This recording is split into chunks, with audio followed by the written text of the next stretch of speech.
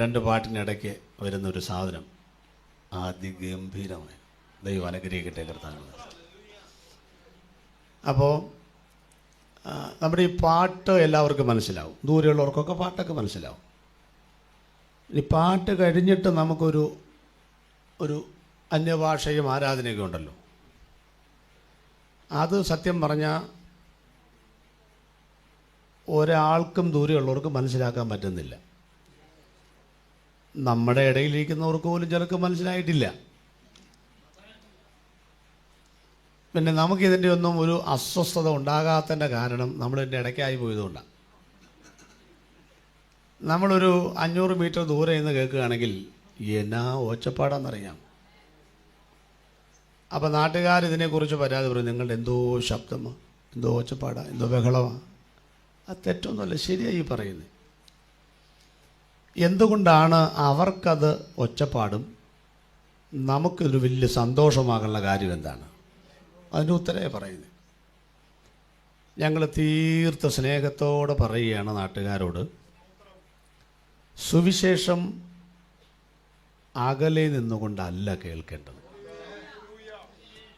ദൂരെ നിന്ന് കേട്ടാൽ ഇരുട്ടത്തിരുന്ന് വിലയിരുത്തതിന് പകരം വിമർശിക്കാനേ പറ്റൂ. കേൾക്കുന്നെങ്കിൽ കുരിശൻ്റെ ചുവട്ടിൽ വരണം. വ്യക്തമായി പറഞ്ഞാൽ ഈ പന്തലിൻ്റെ അകത്തേക്ക് വരണം. അപ്പം മനസ്സിലാവും ഇത് വെളിവുകേടല്ല, ഇതൊരു വെളിപ്പാടാണ് എന്ന് മനസ്സിലാവും. രണ്ടാമത്തെ കാര്യം ഉറക്കെ പറഞ്ഞു എന്നാണല്ലോ. ഉറക്കെ പറഞ്ഞു എന്നാണ്. എന്തിനാ ഉറക്കെ പറയുന്നത്? ദൂരെ ഉള്ളവർ കേൾക്കാനാണ് ഉറക്കെ പറയുന്നത്. ഈ സൗണ്ടൊക്കെ വെച്ചിരിക്കുന്നത് ദൂരെയുള്ളവർ കേൾക്കാനാണ്. അപ്പോൾ ചെല്ലുന്നിട്ട് പറയും പതുക്കെ പോയി, നിങ്ങൾ കേൾക്കാനാണ് ഇത് ഉറക്കെ വെച്ചിരിക്കുന്നത്. പിന്നെ നമ്മളോട് മാത്രമേ അങ്ങനെ പറയത്തുള്ളൂ, അത് വേറെ കാര്യം. അപ്പോൾ ദൂരെ ഉള്ളവർ കേൾക്കാനാണ് ഈ ഉറക്കെ പറയുന്നത്. അപ്പം അങ്ങനെയാണെങ്കിൽ യേശു ഉറക്കെ പറഞ്ഞു എന്ന് പറയുമ്പം ആരെ ഈ ദൂരെയുള്ളത് കേൾക്കുന്നത്? ഉത്തരം, 3 ലോകങ്ങളെക്കുറിച്ച് ബൈബിൾ സൂചന നൽകുന്നുണ്ട്. അത് ഫിലിപ്പ് ലേഖനമാണ്. ദൈവശാസ്ത്രപരമായി ആ വാക്യത്തിൻ്റെ പേരുണ്ട്, കെനോട്ടിക് പാസേജ് എന്നാണ്. 2-ാമത്തെ നൂറ്റാണ്ട് മുതൽ ഭക്തന്മാർ വീടുകളിലുള്ള ആരാധനയ്ക്ക് വേണ്ടി പോയപ്പോൾ, പോകുമ്പോഴും വരുമ്പോഴും ആരോഹണ അവരോഹണ ക്രമത്തിൽ അവർ പറഞ്ഞുകൊണ്ട് പോയൊരു വാക്യമുണ്ട് ബൈബിളിൽ. അതാണ് ഫിലിപ്പിലെ 2-ാമത്തെ ആയത്തിൻ്റെ 6 മുതൽ 11 വരെ. അതിലെ ആദ്യത്തെ 3 വാക്യം ക്രിസ്തു സ്വർഗത്തിൽ നിന്ന് ഭൂമിയിലേക്ക് ഇറങ്ങി വന്ന കാര്യമാണ്. അടുത്ത 3 വാക്യം ഭൂമിയിൽ നിന്ന് സ്വർഗത്തിന് മീതെ കയറിയ കാര്യമാണ്. അത് വളരെ മനോഹരമാണ്. എൻ്റെ 3 പ്രസംഗങ്ങൾ 3 ദിവസം വിളിക്കുമ്പം 3 ദിവസം അതിനകത്ത് നിന്നാണ് പ്രസംഗിക്കുന്നത്. അതിൻ്റെ ചില വാക്കുകൾ പറയാം. തുടങ്ങുന്ന എങ്ങനെയാണ്? അവൻ ദൈവരൂപത്തിൽ ഇരിക്കെ ഇതിൽ കൂടുതൽ ഉയരത്തിൽ ഇനി ഒരാൾ ഇരിക്കാനില്ല. ഇനി അതുകൊണ്ട് ഇവിടെ ഇരിക്കുന്നത് തീരുന്നത് ദൈവത്തോടുള്ള സമത്വം. 7 പോയിന്റുകളാണ്. ദൈവത്തോടുള്ള സമത്വം മുറുകെ പിടിച്ചോളം വിചാരിച്ചില്ല, ദാസുരപ്പെടുത്തു, മനുഷ്യ സാദൃശ്യത്തിലായി തന്നെത്താൻ ഒഴിച്ചു, വേഷത്തിൽ മനുഷ്യനായി വിളങ്ങി, തന്നെത്താൻ താഴ്ത്തി, മരണത്തോളം. എല്ലാവരും മരിക്കും, പക്ഷെ ഇത് വ്യത്യാസമുണ്ട്, ക്രൂശിലെ മരണത്തോളം.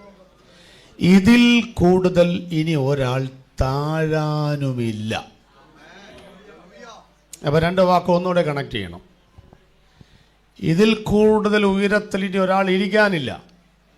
ഇത്രയും ഉയരത്തിലിരുന്ന ഒരാൾ ഇനി ഇതിൽ കൂടുതൽ താഴാനുമില്ല. ഇത്രയും ഉയരത്തിലിരുന്നയാൾ ഇത്രയും താഴോട്ട് വന്നതുകൊണ്ട് ദൈവം അവനെ ഉയർത്തിയപ്പോൾ ഇനി ഇതിൽ കൂടുതൽ ഉയർത്താനുമില്ല. സകല നാമത്തിനും മേലായ നാമം നൽകി. എന്നിട്ടാണ് സ്വർലോകരുടെയും, അടുത്തത് ഭൂലോകരുടെയും, അടുത്തത് അധോലോകരുടെയും മുഴങ്കാലൊക്കെയും. എൻ്റെ കർത്താവ്, എന്നാ വാക്യമെന്നറിയാം. ഈ 3 ലോകവും മുഴങ്കാൽ മടക്കുന്ന നാമമാണ് യേശുവിൻ്റെ നാമം. നമ്മുടെ ആളുകൾക്ക് ഈ ഒച്ച കൂടുന്നതിൻ്റെ കാര്യം വല്ലതും മനസ്സിലായോ? ഇപ്പം സത്യം പറഞ്ഞാൽ എങ്ങനെയൊക്കെ പതുക്കെ പറഞ്ഞു പോകണമെന്നാണ് ആഗ്രഹം. പക്ഷെ ചില കാര്യങ്ങൾ പറഞ്ഞു വരുമ്പം പിടിവിട്ടു പോവുക.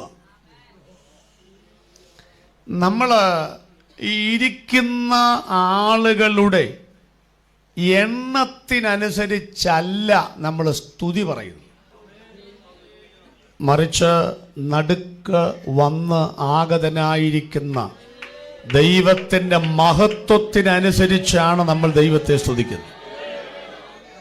നമ്മുടെ സ്തുതി നോത്തൊക്കെ കേട്ടുകഴിഞ്ഞാൽ രാഷ്ട്രീയക്കാരുടെ 1,00,000 പേര് കൂടുന്ന ഗ്രൗണ്ടിനകത്തല്ല, പുത്തരിക്കണ്ടം മൈതാനത്തിൽ കിടന്ന ഒച്ചയാണ്. കാര്യം എന്നാന്നല്ലോ മനസ്സിലായോ? 3/4 ചക്രത്തിന് വിലയില്ലാത്ത മരമുട്ടി കൊണ്ട് തീർത്ത് മുക്കുപണ്ടങ്ങൾ കൊണ്ട് അണിയിച്ചൊരുക്കി 3-4 പേർ മുക്കിയും മൂളിയും ചുമന്നു കൊണ്ടുപോയി ഏതെങ്കിലും ഒരു മൂലക്കിരുത്തിയാൽ അവിടെ ഇരിക്കുന്ന ഒരു കുട്ടി ദൈവത്തിൻ്റെ മുൻപിലല്ല ഇന്ന് രാത്രി ഞങ്ങൾ ഇരിക്കുന്നത്.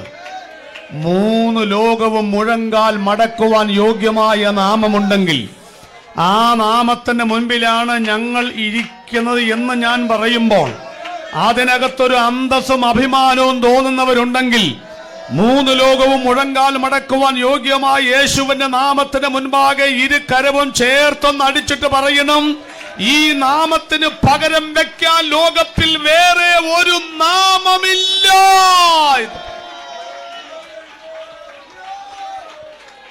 ഉറക്കെ പറഞ്ഞു എന്നാണ്. എന്തിനായി ഉറക്കെ പറയുന്നത്? ഞാൻ ഈ പ്രസംഗത്തിൽ, ഇതെല്ലാം യൂട്യൂബിലെല്ലാം പ്രസംഗം ഉണ്ടല്ലോ, പിന്നെ ആകെ ഒരു സമാധാനമുള്ളത് യൂട്യൂബിലൊക്കെ തപ്പിയെടുത്തിട്ട് എൻ്റെ വാലും തുമ്പൊക്കെ കേൾക്കുകയുള്ളൂ, മുഴുവൻ കേൾക്കാൻ ഇരിക്കുകയല്ല. ആ ഒരു സമാധാനത്തില നിൽക്കുന്നത്.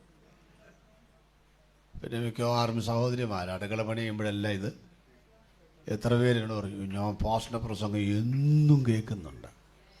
ഇപ്പോൾ സഹോദരൻ പറയും, ഇവിടെ അടുക്കള പണി ചെയ്യുമ്പോഴാണ് കേൾക്കുന്നത്, ഇവിടെ വെച്ചേക്ക്, എന്നിട്ട് അടുക്കള പണി കൊടുത്താൽ കിട്ടും.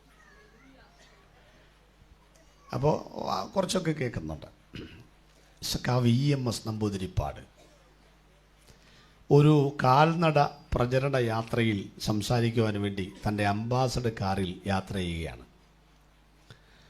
അപ്പോൾ ഒരു സ്ഥലത്ത് വന്നപ്പോൾ ആ സിറ്റിയിൽ ജാഥ നടക്കുന്നു, കാറ് ബ്ലോക്കിൽപ്പെട്ടു.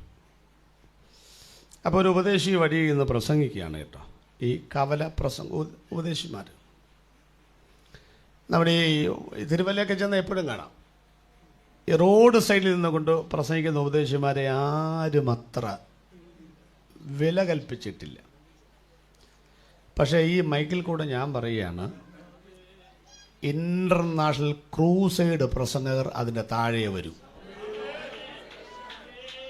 നിങ്ങളെ ഉയർത്തിക്കൊണ്ട് നടക്കുന്ന, ഇനി ഞാൻ തീർത്തങ്ങ് പറയാം, മരിച്ചവരെ ഉയർപ്പിച്ചു എന്ന് പറയുന്ന ആളുകൾ വരെ കവലപ്രസംഗൻ്റെ താഴെ വരത്തുള്ളൂ, മേളി വരത്തില്ല. ഞങ്ങളൊക്കെ കവലയൊക്കെ പ്രസംഗിച്ച് ഇവിടെ വരെ എത്തിയതാ. ഇന്നിപ്പോൾ വരുന്ന ഒക്കെ കാണുമ്പോഴായിരിക്കും, അങ്ങനെയൊന്നുമല്ല. കേരളത്തിലെ 465 സിറ്റികളിൽ നടന്ന് ട്രാക്ട് കൊടുത്ത ആളാണ് ഞാൻ. ഇന്ത്യയിൽ 3 സ്റ്റേറ്റ് ഒഴികെ ബാക്കി എല്ലാ സ്ഥലത്തും പോയി സുവിശേഷം പ്രസംഗിച്ച ആളാണ് ഞാൻ. എൻ്റെ ഈ കൈ കൊണ്ട് 10.5 ലക്ഷം ആളുകളുടെ കയ്യിൽ ഞാൻ ട്രാക്ട് കൊടുത്തിട്ടുണ്ട്. അതുകൊണ്ട് അത് ഒരു കാലമാണ്, അവിടെ നിന്നാണ് നടന്നു കയറി ഇവിടം വരെ വന്നത്. അത് പറയാനാ. അപ്പോൾ ഈ വഴിയരികിൽ സുവിശേഷം പ്രസംഗിക്കുന്ന ആളുകൾ ഒരു പുച്ഛത്തോടെയാണ് കാണുന്നത്. പുച്ഛം എന്നുള്ളത് പഴയ വാക്കാണ്. സുകുമാർ അഴീക്കോട് സാറ് മരിക്കുന്നതിന് മുമ്പ് അദ്ദേഹത്തിൻ്റെ പ്രസംഗം ഞാൻ കേട്ടപ്പം ഒരു പുതിയ വാക്ക് കിട്ടി, പുഞ്ഞം. ഇത് രണ്ടും തമ്മിലുള്ള വ്യത്യാസം ഞാൻ പറയാം. ഞങ്ങളിങ്ങനെ കവലയിൽ നിന്ന് പ്രസംഗിക്കുമ്പം ചില ആളുകളിങ്ങനെ ഞങ്ങളുടെ അടുത്തൂടെ ഇങ്ങനെ അങ്ങ് പോകും. അപ്പോൾ പോണ വഴി ഒന്ന് നോക്കി വെച്ച്, അവൻ്റെ ഫുട്പാത്തിലാണ് നമ്മൾ നിൽക്കുന്നത്, നമ്മുടെ ഫുട്പാത്താണ്, എന്നാലും നോക്കി വെച്ച് പോകും. അതിൻ്റെ പേരാണ് പുച്ഛം. അത് നമുക്ക് സഹിക്കാം. പിന്നെ അൺസഹിക്കബിളായൊരു കാര്യമുണ്ട്. അതൊരു 50 മീറ്റർ ദൂരെ പോയി നിന്നിട്ടിങ്ങനെ നോക്കി നിൽക്കും. എന്ന് പറഞ്ഞാൽ ഊളൻ, വട്ടൻ, ഈ നട്ടപ്ര വെയിലത്ത് ഇവനൊന്നും വേറെ ഒരു പണിയില്ല, ഇവന് എന്നാണ് എന്നെ ഭ്രാന്താടേ, ഒരു മനുഷ്യൻ പോലും കേൾക്കുന്നില്ല. ആ നോക്കി നിൽക്കുന്നതിൻ്റെ പേരാണ് പുണ്യം. മനസ്സിലായോ? ഇത് രണ്ടും നമുക്ക് നല്ല ശീലമാണ്. അപ്പോൾ ഈ സഖാവ് EMS നമ്പൂതിരിപ്പാട് നോക്കിയപ്പോൾ ഒരു ഉപദേശി പ്രസംഗിക്കുന്നു. ആദ്യം പുള്ളി ആ ഗ്ലാസ് ഇങ്ങനെ താഴ്ത്തിയിട്ടു, എന്താ പറയുന്നത് കേൾക്കാൻ. ഉപദേശി നോക്കിയപ്പോൾ ഒരു വൃദ്ധനായ മനുഷ്യൻ സുവിശേഷം കേൾക്കുന്നു. പുള്ളിക്ക് കിട്ടിയ ഒരു ഇര. ആരും കേൾക്കാൻ നിൽക്കാറില്ല. ഇങ്ങേക്ക് വണ്ടി ബ്ലോക്ക് അഴിയാതെ പോകാൻ പറ്റത്തില്ലോ. അടിച്ചു വീക്കി സുവിശേഷം പറഞ്ഞു. ആരാന്നും പുള്ളിക്ക് അറിയത്തില്ല. നമ്മുടെ കൈക്കിട്ട് നമ്മൾ പറയും, ചോരയെങ്കിൽ ചോര കൊടുത്ത വിപ്ലവത്തെ പാലൂട്ടി വളർത്തുവാൻ രണ്ടാങ്കടത്തിൻ്റെ വീതിയിലിറങ്ങിയ ചെമ്പടയുടെ സമർത്ഥനായ സാരഥി എന്നൊക്കെ പറഞ്ഞ് നമ്മൾ പറയുള്ളൂ. പുള്ളിക്ക് അതുപോലെ അറിയാം. എല്ലാം കഴിഞ്ഞു, ജാഥ പോയി കഴിഞ്ഞു, കുരുക്കഴിഞ്ഞു, ഇദ്ദേഹം അങ്ങ് പോയി. അടുത്ത മാസത്തെ ചിന്ത എന്ന് പറയുന്ന വാരികയിൽ സഖാവ് EMS നമ്പൂതിരിപ്പാടിൻ്റെ വക ഞങ്ങൾക്ക് പ്രസംഗിക്കാൻ ഒരു സുവർണ്ണ വാചകം. ക്രിസ്തു എന്നത് സത്യമത്രേ, സങ്കല്പമത്രേ, തിട്ടമായി പറയുവാൻ എനിക്ക് ബുദ്ധിമുട്ടുണ്ട്. ഞങ്ങൾക്കൊരു ബുദ്ധിമുട്ടുമില്ല, എന്നാലും ഒരു കാര്യം സമ്മതിച്ചേ പറ്റൂ. എന്താണാവോ? ഞങ്ങൾക്കൊക്കെ ഒരു കവലയിൽ ധൈര്യത്തോടെ, തൻ്റെ ഇടത്തോടെ, ആവേശത്തോടെ പ്രസംഗിക്കണമെങ്കിൽ കാൽനട പ്രചരണ ജാഥ കവലയിൽ അവസാനിക്കണം. ഹാരാർപ്പണം കൊണ്ട് തല കൊമ്പിടണം. ഞങ്ങളുടെ പേര് വിളിക്കുമ്പോൾ, ഞങ്ങൾ മൈക്കിനടുത്തോട്ട് ചെല്ലുമ്പോൾ ഇൻഗുലാബ് സിന്ദാബാദ് വിളികൾ ദിഗന്ധങ്ങളെ ഭേദിക്കുമാറ് അന്തരീക്ഷത്തെ പിടിച്ച് കുലുക്കണം. ഈ ആരവാരങ്ങൾ ഉയരുമ്പോഴാണ് ഞങ്ങളുടെ അസ്ഥികളിൽ പോലും ആവേശമുണ്ടാകുന്നത്. അല്പം വിക്കുള്ള എനിക്ക് പോലും അനർഗളമായി സംസാരിക്കുവാൻ ആവേശമുണ്ടാകുന്ന ഈ സംഭവം കാണുമ്പോഴാണ്. പക്ഷേ ഒരാൾ പോലും കേൾക്കാനില്ലാതിരുന്നിട്ടും ഇത്ര ഉറക്കെ, ഇത്ര ശക്തമായി ഇയാൾ യേശുവിനെ പ്രസംഗിക്കണമെങ്കിൽ അയാളുടെ ഉള്ളിൽ ഏതോ ഒരു സത്യം ഉറഞ്ഞു കിടക്കുന്നില്ലെങ്കിൽ ഇത്ര തന്റെ ഇടം ഉണ്ടാകത്തില്ല. ഏത് ജില്ലാ കളക്ടറുടെ മുഖത്ത് നോക്കിയും, ഏത് പ്രധാനമന്ത്രിമാരുടെ മുഖത്ത് നോക്കിയും, ഏത് ഭരണകർത്താക്കളുടെ മുഖത്ത് നോക്കിയും, പള്ളിക്കൂടത്തിന്റെ പടിവാതിൽ പോലും കണ്ടിട്ടില്ലാത്ത ഞങ്ങളുടെ പിതാക്കന്മാർ വിളിച്ചു പറഞ്ഞു, മറ്റൊരുത്തരിലും രക്ഷയില്ല. ഇതൊരു സത്യമായതുകൊണ്ടാണ് ഞങ്ങൾ ഇത്ര തന്റെ ഇടത്തോടെ വിളിച്ചു പറയുന്നത് എന്നാണ് ഈ പറഞ്ഞതിനർത്ഥം. ഉറക്കെ പറയാൻ കിട്ടുന്ന ഈ സാധനം പോലെ വേറൊരു സംഗതി ഇല്ലച്ചാ. അതായി ഉറക്കെ പറയാനുള്ള കാരണം. പ്രത്യക്ഷതകളിലേക്ക് വരാം. പറൂസിയ എന്നൊരു പദമാണ് പ്രത്യക്ഷത എന്നതിന് പല വാക്കുണ്ട്. അതിൽ നമുക്ക് ദൈവശാസ്ത്രപരമായി ദൈവിക നിയോഗങ്ങൾക്ക് വേണ്ടിയുള്ള പ്രത്യക്ഷതയ്ക്ക് പറൂസിയ എന്ന വാക്കാണ്. യേശുക്രിസ്തുവിന് എത്ര പ്രത്യക്ഷതകളുണ്ടെന്ന് ചോദിച്ചാൽ ഒത്തിരി പ്രത്യക്ഷതകളുണ്ട്. പക്ഷേ ഔദ്യോഗികമായി 3 പ്രത്യക്ഷതകളേ ഉള്ളൂ. ഒന്ന്, 2000 വർഷങ്ങൾക്ക് മുൻപ് യേശുക്രിസ്തു വേഷത്തിൽ മനുഷ്യനായി ഈ ലോകത്തിൽ പ്രത്യക്ഷനായി അവതരിച്ചു, അങ്ങനെയൊക്കെ പറയാം. 2, 33.5 വർഷം കഴിഞ്ഞപ്പോൾ കർത്താവ് സ്വർഗത്തിൽ പ്രത്യക്ഷനായി. അതൊരു പ്രത്യക്ഷതയാണോ എന്ന് ചോദിക്കുന്നവരുണ്ട്. ആണ്. എബ്രായർ 9:24 വായിക്കണ്ട. 3, ഒന്നാമത്തെ വരവ് ക്രൂശിൽ മരിക്കാനാണ്. ആ ക്രൂശ് മരണം ആരാണോ വിശ്വസിക്കുന്നത് അവരെ താൻ ഇരിക്കുന്ന സ്ഥലത്തോട്ട് കൊണ്ടുപോകാനായി യേശു പിന്നെയും വരും. അതാണ് സെക്കൻഡ് കമ്മിങ്, 2ാം വരവ്. എനിക്ക് വളരെ ഇഷ്ടപ്പെട്ട വിഷയം. എൻ്റെ 2ാമത്തെ പുസ്തകം പുനരാഗമനം മുതൽ പുതിയ യെരൂശലേം വരെ. പുസ്തകം ഇല്ലാത്തതുകൊണ്ടാണ് പറയാത്തത്.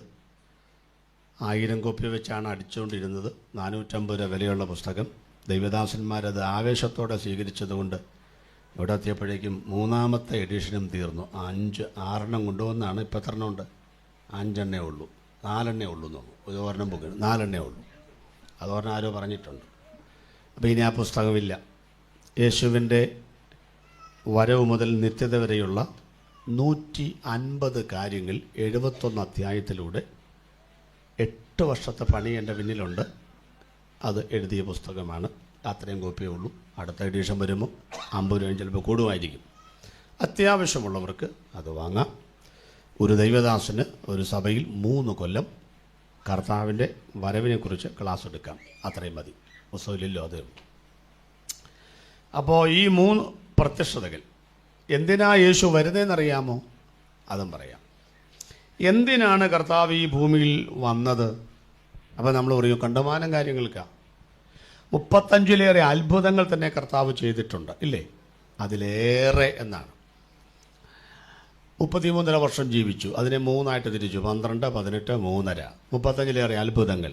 അത് 5 ശുശ്രൂഷകളായിട്ടാണ്. പ്രസംഗിച്ചു, പ്രവചിച്ചു, ഉപദേശിച്ചു, ഡെലിവറൻസ്, ഉപവാസവും പ്രാർത്ഥനയും. 5 ശുശ്രൂഷകൾ. 6 സ്ഥലങ്ങളിലായിട്ടാണ് കർത്താവ് ഇത് ചെയ്തത്.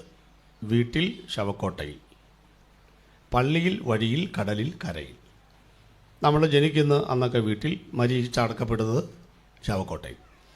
ആത്മീയ കാര്യങ്ങൾക്ക് പള്ളിയും വഴിയും, ഭൗതിക കാര്യങ്ങൾക്ക് കടലും കരയും. അർത്ഥം, ഒരു മനുഷ്യൻ ജനിച്ചാൽ അവൻ മരിക്കുന്നവരെയുള്ള എല്ലാ മേഖലകളിലും അത്ഭുതം ചെയ്യുവാൻ യേശു കഴിവുള്ളവനാണ്.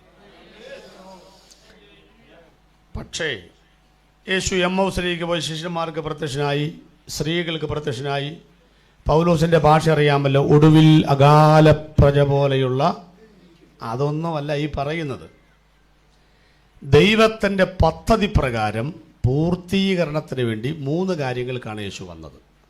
1, യേശു ലോകത്തിൽ വന്നത്, ഒന്നാമത്തെ കാര്യം പ്രവചനങ്ങൾ നിവൃത്തീകരിക്കപ്പെടുവാനാണ്. എന്ന് പറഞ്ഞാൽ യേശു വരണമെന്ന് 300 പ്രവചനമുണ്ട് പഴയ നിയമത്തിൽ. അത് നിവൃത്തിയാക്കാനാണ് ആര് വന്നത്? യേശു വന്നത്. 2, മനുഷ്യവർഗത്തിൻ്റെ പാപങ്ങൾ സമ്പൂർണമായി പരിഹരിക്കാനാണ് യേശു വന്നത്. 3, പിശാചിൻ്റെ തലയെ തകർക്കുവാനാണ് യേശു വന്നത്. ഈ 3 കാര്യങ്ങൾക്കുടെ ഉദ്ദേശത്തിന് വേണ്ടിയാണ്, അത് നിവൃത്തിയാക്കാനാണ് യേശു വന്നത്. നമ്മുടെ ഇപ്പോഴത്തെ സുവിശേഷ പ്രസംഗങ്ങളെല്ലാം വഴിമാറി. ഈ 3 പറയല, ബാക്കി 35 കൂട്ടം കാര്യവും പറയും. ബദ്ധന്മാർക്ക് വിടുതൽ, കുരുടന്മാർക്ക് കാഴ്ച, കർത്താവിൻ്റെ പ്രസാദം പ്രസംഗിപ്പാൻ. ഏത് ബദ്ധൻ, ഏത് കുരുടൻ?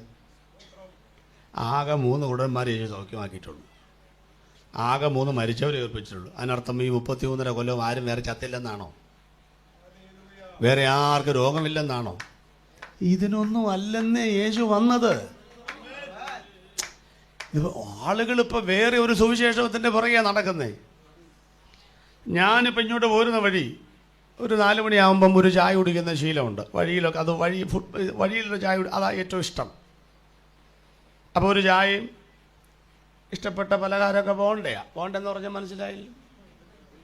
ഗുണ്ട് എനിക്ക് ഭയങ്കര ഇഷ്ടമാണ്. എന്നെ കാണാൻ വരുന്നവരെല്ലാം വീട്ടിൽ ഈ ഗുണ്ടും കൊണ്ടാണ് വരുന്നത്. എൻ്റെ പിള്ളേർ പറഞ്ഞു, കർത്താവേ ഈ പപ്പയുടെ ഇഷ്ടം ഒരു പപ്സായിട്ട് മാറാൻ കൃപ ചെയ്യണമേ എന്ന് പ്രാർത്ഥിച്ചുകൊണ്ടിരിക്കുക. അവന് പോകണ്ടേ എന്ന മടുത്ത്. അപ്പം ഞാൻ അവിടെ നിന്ന് ചായ കുടിക്കുകയാണെന്നേ, ഈ ചെങ്ങന്നൂർ ഭാഗത്ത് നിന്നുണ്ട്. അപ്പം നിങ്ങൾ ആരെങ്കിലും എന്നെ കണ്ടു എന്നിരിക്കട്ടെ, നമ്മളിപ്പോൾ അത്യാവശ്യം 5-6 പേരൊക്കെ അറിയുമല്ലോ. കൈ കാണിച്ചു, ഞാനും കൈ കാണിച്ചു. ചായ കുടിക്കാൻ വരുന്നുമില്ല, പോവുകയാണ്. നിങ്ങളുടനെ നാട്ടിലോട്ട് വിളിച്ച് പറയാം, ജോയി പാറക്കൽ പാസ്റ്റർ അങ്കമാലിയിൽ നിന്ന് ചായയും ഉണ്ടംപൊരിയും കഴിക്കാൻ ചെങ്ങന്നൂർ വന്നിട്ടുണ്ടായിരുന്നു. ശരിയോ തെറ്റോ? ശരിയാണ്. അയാൾ കണ്ടതല്ലേ. ഞാൻ ചായയും പോണ്ടെന്ന് അയാളെ കണ്ടതല്ലേ. ശരിയാണ്. പക്ഷെ തെറ്റാണ്. ഞാൻ അങ്കമാലിയിൽ നിന്ന് 10,000-2,000 പെട്രോൾ മേടിച്ച് ചെങ്ങന്നൂർ ഉണ്ടതിനെ വന്നാണോ? എനിക്ക് ആ അങ്കമാലി ഒന്ന് 2 കിലോ ബോണ്ടയും 5 കിലോ പഴംപൊരിയും ഒരു 100 ഗ്ലാസ് ചായയും കൂടെ കെട്ടിനകത്ത് മേടിച്ചുകൊണ്ട് പോകാനുള്ള കാശില്ലയോ? ഞാൻ ഇവിടെ രേഖബോധ മിനിസിൽ പ്രസംഗിക്കാൻ വന്നാന്നേ, വന്ന വഴി ചായ കുടിച്ചതാന്നേ. യേശു ലോകത്തിൽ വന്നത് പാപ, ശമ്പള, മരണ, നരക, ന്യായവിധിയിൽ നിന്ന് ജനത്തെ വിടുവിക്കാനാണ്. വന്ന വഴി ചെയ്ത കാര്യമാണ്, മറ്റുള്ളതെല്ലാം. അത്രേ ഉള്ളതേ. നമ്മളൊക്കെ പണ്ട് കൃഷി ചെയ്യുന്നവരല്ലയോ? 5-6 ഏക്കറൊക്കെ. എനിക്കൊന്നുമില്ല, എനിക്ക് 4 സെന്റേ ഉള്ളൂ. 5-6 ഏക്കറൊക്കെ ഉള്ള ആൾക്കാരൊക്കെ ഉണ്ടല്ലോ. മോണോ ബ്ലോക്കിൻ്റെ പമ്പ് സെറ്റൊക്കെ മേടിച്ച് ഇങ്ങനെ തെങ്ങും പറമ്പൊക്കെ നനച്ചിരുന്നില്ലേ അച്ഛാ പണ്ടൊക്കെ? ഈ തെങ്ങിന് ചുവടെടുക്കുമ്പം മണ്ണിങ്ങനെ മാന്തി പിന്നെ വെക്കും. അപ്പം ആ വരമ്പേൽ, തെങ്ങിൻ്റെ ചുവട്, ആ വരമ്പേലേ ആ തടം, നല്ല വാക്കാം. ഞങ്ങളുടെ നാട്ടിലൊരു വാക്കുണ്ട്, പക്ഷേ അത് പറഞ്ഞാൽ കൊള്ളുകയില്ല, അതുകൊണ്ടാണ് പറയാത്തത്. അപ്പോൾ ആ തടമെടുത്ത് അതിനകത്ത് ഒരു കഷ്ണം ഇഞ്ചി, ഒരു കാന്താരി, ഒരു മഞ്ഞൾ ഒക്കെ നടാറില്ലയോ? എന്നിട്ട് ഇങ്ങനെ വെള്ളം ഇങ്ങനെ മോട്ടർ ഇങ്ങനെ അടിച്ച് നനച്ചിങ്ങ് വരുമ്പോൾ ഈ കാന്താരി പറയുക, എന്നെ നനയ്ക്കാനാണ് 5-ന്റെ മോണോ ബ്ലോക്ക് പമ്പ് സെറ്റ് മേടിച്ച് വെച്ചിരിക്കുന്നത് പറഞ്ഞാൽ എന്ത് മണ്ടതരവാ. നിന്നെ നനയ്ക്കാനല്ലെന്നേ, ഈ തെങ്ങ് നനയ്ക്കാനാണെന്നേ. വാഴ നനഞ്ഞപ്പം ചീരയും കൂടെ നനഞ്ഞെന്നേ ഉള്ളെന്നേ. അതുകൊണ്ട് ക്രിസ്തുവിന്റെ ക്രൂശ് മരണം വികലമാക്കരുത്. രോഗം മാറിയാലും ഇല്ലേലും, അമേരിക്കയിൽ പോയാലും ഇല്ലേലും, വീട് കിട്ടിയാലും ഇല്ലേലും, നടക്കേണ്ടത് നരകശിക്ഷാവിധി എന്നുള്ള വിടുതലാണ്. പോകേണ്ടത് നിത്യതയിലുമാണ്. അതാണ് സുവിശേഷ പ്രസംഗം എന്ന് പറയുന്നത്. അപ്പൊ ഈ 3 കാര്യങ്ങൾ യേശു ഉറക്കെ പറഞ്ഞു. 1, സ്വർഗത്തിലേക്ക് നോക്കിയിട്ട് യേശു ക്രിസ്തു പറഞ്ഞു, പിതാവേ, പ്രവചനങ്ങൾ നിവൃത്തിയായി. ചെങ്ങന്നൂര്, മുളക്കുഴ ഈ ദേശത്തിലുള്ള ജനങ്ങളോട്, ഭൂലോകത്തിലുള്ള ആളുകളോട് യേശു പറഞ്ഞു, നിങ്ങളുടെ പാപങ്ങളുടെ പരിഹാരം സമ്പൂർണമായി ഞാൻ നിവൃത്തിയാക്കിയിരിക്കുന്നു. അധോലോകം എന്ന് പറഞ്ഞാൽ മുംബൈയിലെ മാഫിയ സംഘമൊന്നുമല്ല. ഭൂമിയെ 3ആയിട്ടാണ് തിരിച്ചിരിക്കുന്നത്. 1 ക്രസ്റ്റ് 35 കിലോമീറ്റർ, 2 മാൻഡിൽ 2870 കിലോമീറ്റർ. ആ 2 ഭാഗത്തിനിടയിൽ ഒരു സംഭവമുണ്ട്. അവിടെയാണ് നമ്മൾ 1-ാം പാതാളം എന്നൊക്കെ പറയുന്ന സ്ഥലം. അവിടെയാണ്. വിശദാംശങ്ങൾ ഇപ്പോഴില്ല. അപ്പം അവിടെ ഭക്തരായി മരിച്ചു പോകുന്ന ആളുകളെല്ലാം അബ്രഹാമിൻ്റെ മടി എന്നറിയപ്പെടുന്ന സ്ഥലത്തും, അല്ലാത്തവരെല്ലാം എവിടെ പോവും? യാതനാ സ്ഥലത്തും. ഇതിനെന്താ കൃത്യമായിട്ട് പറയുന്നറിയാമോ? അവിടെ ചെന്ന് പെട്ടാൽ പിന്നെ രക്ഷയില്ല. എന്നാ കാണിച്ചാൽ രക്ഷയില്ല. അവിടെ ധനവാൻ നോക്കിക്കേ, ധനവാൻ അവിടെ കിടന്നുകൊണ്ട് 7 നല്ല കാര്യങ്ങൾ ചെയ്തു. 7 നല്ല കാര്യം. മേലോട്ട് നോക്കി, നല്ല കാര്യമല്ലേ, കീഴോട്ടല്ലല്ലോ നോക്കിയത്. അബ്രഹാം പിതാവാണെന്നറിഞ്ഞു, നല്ല കാര്യമല്ലേ. എൻ്റെ സഹോദരന്മാരെ ജീവിച്ചിട്ട് ആത്മഭാരം, നല്ല കാര്യമല്ലേ. ദാഹിക്കുന്നു, ദാഹമൊക്കെ നല്ല കാര്യമല്ലേ. പ്രാർത്ഥന നല്ല കാര്യമല്ലേ. അവിടെ വരണം, ആഗ്രഹം നല്ല കാര്യമല്ലേ. 6-7 നല്ല കാര്യങ്ങൾ പുള്ളി ആഗ്രഹിച്ചെന്നേ. പക്ഷെ 1/2 ഇഞ്ച് അനങ്ങാനൊക്കെ അല്ലെന്നാ പറഞ്ഞേ. അവിടെ മരണശേഷം നടക്കുന്ന ഒരു കർമ്മങ്ങൾ കൊണ്ടും മരിച്ചുപോയ മനുഷ്യനെ 1/2 ഇഞ്ച് അനക്കാനൊക്കത്തില്ലെന്ന്. നോക്കണമെങ്കിൽ മേലോട്ട് ഇപ്പം നോക്കിക്കൊള്ളണം. ആത്മദാഹം ഇപ്പൊ സംഭവിക്കണം. പ്രാർത്ഥന ഇപ്പൊ നടത്തണം. വല്ലവരെ കുറിച്ചൊരു ഭാരം ഇപ്പൊ സംഭവിക്കണം. മരണശേഷം ഒന്നും നടക്കുകയില്ലെന്നായി പറഞ്ഞതിന്റെ അർത്ഥം. സ്വത്രം. അപ്പോ ആ അധോലോകത്തിലേക്ക് നോക്കിയച്ച് യേശു പറഞ്ഞു, പാപത്തിന്റെ ശമ്പളം. എല്ലാ ആളുകളുടെയും നെറ്റിയിൽ ഒരു സ്റ്റിക്കർ ഒട്ടിച്ച് വെച്ചിട്ടുണ്ട്. നമുക്ക് കാണത്തില്ലെന്ന് മാത്രമേ ഉള്ളൂ. ഇവിടെ ചിലപ്പോൾ വലിയ പേരൊക്കെ ആയിരിക്കും, കുഞ്ഞിട്ടിക്കുടി, ആലുക്കാസ് എന്നൊക്കെ ആയിരിക്കും പേര്. പക്ഷേ അതിൻ്റെ ഇപ്പുറത്ത് പാപത്തിൻ്റെ ശമ്പളം മരണം. അങ്ങനെ ഒട്ടിച്ച് വെച്ചേക്കുക. യേശുക്രിസ്തു ഈ സ്റ്റിക്കർ ഇളക്കാൻ, ചില സ്റ്റിക്കറൊക്കെ ഇളക്കണമെങ്കിൽ നല്ല പശയോ മഷയ്ക്ക് വെച്ച് ഇളക്കാൻ പറ്റുള്ളൂ. തൻ്റെ ക്രൂശിലെ രക്തം കൊണ്ട് ആ സ്റ്റിക്കറെ ഇളക്കി മാറ്റിയേച്ച് പിശാചിനോട് പറഞ്ഞു, നിന്റെ മരണാധികാരം ഞാൻ മറിച്ചിട്ടിരിക്കുന്നു, നിവൃത്തിയാക്കിയിരിക്കുന്നു. 3 ലോകത്തോട്, സ്വർലോകത്തോട് പ്രവചനങ്ങൾ നിവൃത്തിയായി. നമ്മളോട് പാപപരിഹാരം നിവൃത്തിയായി. പിശാചിൻ്റെ മുഖത്തൊക്കെ പറഞ്ഞു, മരണാധികാരം നിവൃത്തിയായി. 3 കാര്യങ്ങൾ നമുക്ക് വേഗം ചിന്തിക്കാം. 1-ാമത്തെ കാര്യം, പിതാവേ, പ്രവചനങ്ങൾ നിവൃത്തിയായി. എബ്രായ ലേഖനം മോളെ എടുത്തു, 1-ാം അധ്യായം 1-ാമത്തെ വാക്യം വായിക്കും. എബ്രായർ 1:1. ദൈവം പണ്ട് ഭാഗമായിട്ടും വിവിധമായിട്ടും പ്രവാചകന്മാർ മുഖാന്തരം പിതാക്കന്മാരോട് അരുളി ചെയ്തിട്ട് ഈ അന്ത്യകാലത്ത് പുത്രൻ മുഖാന്തരം നമ്മോട് അരുളി ചെയ്തിരിക്കുന്നു. അതിനെ ഒന്ന് വ്യാഖ്യാനിച്ചിട്ട് അത് മതി. ദൈവം പണ്ട്, ഭാഗം ഭാഗം. ഈ വാക്കൊക്കെ നമ്മൾ എപ്പോഴാണ് കേൾക്കുന്നത്? ഭാഗോടമ്പടി നടത്തുമ്പോഴാണ്. അതാണ് ഈ ചത്താലും കൊടുക്കത്തില്ല, അങ്ങനെ വെച്ചുകൊണ്ടിരിക്കുക. അപ്പോൾ ആ വാക്ക് നമ്മൾ കേട്ടിട്ടേ ഇല്ല. പിള്ളേർക്കൊന്നും അറിയത്തില്ല എന്നാ ഭാഗോടമ്പടി എന്ന്. ഭാഗം ഭാഗമായി, വിവിധമായി പ്രവാചകന്മാർ മുഖാന്തരം അരുളി ചെയ്തിട്ട്, ഈ അന്ത്യകാലത്ത് അതൊന്നുമില്ല, പുത്രൻ മുഖാന്തരം നമ്മോട് പറയുന്നു. ഒന്ന് വ്യാഖ്യാനിച്ചോട്ടെ. നല്ല ലേഖനം, എബ്രായ ലേഖനം. ദൈവം പണ്ടെങ്ങനെ എന്ന് പറഞ്ഞാൽ, പഴയ നിയമത്തിലും ആരുണ്ട്? യേശു ക്രിസ്തു ഉണ്ട്. അതായി പറഞ്ഞത്. പുതിയ നിയമത്തിലേക്ക് വന്നപ്പോൾ അത് യേശു ക്രിസ്തു നേരിട്ട് പറഞ്ഞു. പഴയ നിയമത്തിൽ മറഞ്ഞിരുന്ന് പറഞ്ഞു, അത്രയേ ഉള്ളൂ. ഇതൊക്കെ ഇപ്പോൾ ഒരു അടിസ്ഥാന ഉപദേശമാണെന്നേ. ഈ കുറേ നാളായി നമ്മൾ കേൾക്കാൻ തുടങ്ങുന്നു, പഴയ നിയമം നമുക്ക് ആവശ്യമില്ല. ഇപ്പം പലയിടത്തും സങ്കീർത്തനങ്ങൾ വായിക്കാതായിട്ടുണ്ട്.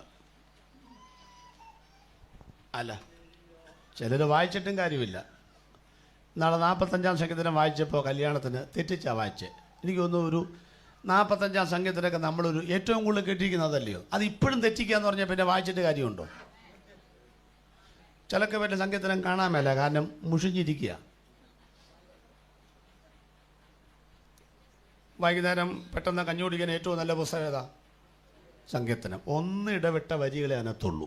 ദൈവത്തെ ഓർത്ത് വിശ്വാസികളുടെ അപേക്ഷ. സങ്കീർത്തനം ഉപദേശിമാരുടെ ഉപജീവന മാർഗമാണ്. നിങ്ങൾ ആവശ്യമില്ലാത്തടത്ത് കയറി കൈവെക്കരുത്. എന്നെ സന്തോഷിപ്പിച്ച വാക്യം ഹഗ്ഗായി പ്രവചനത്തോട് വാ, അല്ലെങ്കിൽ സക്കരിയാവോ, നിങ്ങൾ ഈ അത് ഞങ്ങൾക്ക് അതുണ്ടെങ്കിലേ നിന്ന് പോകാൻ പറ്റത്തുള്ളൂ. അന്നേരം നിങ്ങൾ ഈ സങ്കീർത്തനം ഞങ്ങൾ അതുകൊണ്ട് അതിനകത്ത് കയറി കൈ വെക്കരുത്, വേറൊക്കെ എടുക്കണം. ആ പോട്ടാത്തിനും. അപ്പോൾ ചിലർ പറഞ്ഞു സങ്കീർത്തനം വേണ്ട. അങ്ങനെ കുറേ ആൾക്കാരൊക്കെ ഉണ്ട്. ഒരു 5-6 കൊല്ലം മുമ്പ് ഒരാൾ പറഞ്ഞു എന്നാണ് കേട്ടത്. കേട്ടയാൾ എന്നോട് പറഞ്ഞതാണ് കേട്ടോ. അദ്ദേഹത്തിൻ്റെ ശൈലി ശ്രദ്ധിച്ചോളാം. പുതിയ ശൈലിയൊക്കെ ഇപ്പം രംഗത്തിറങ്ങുന്നത്.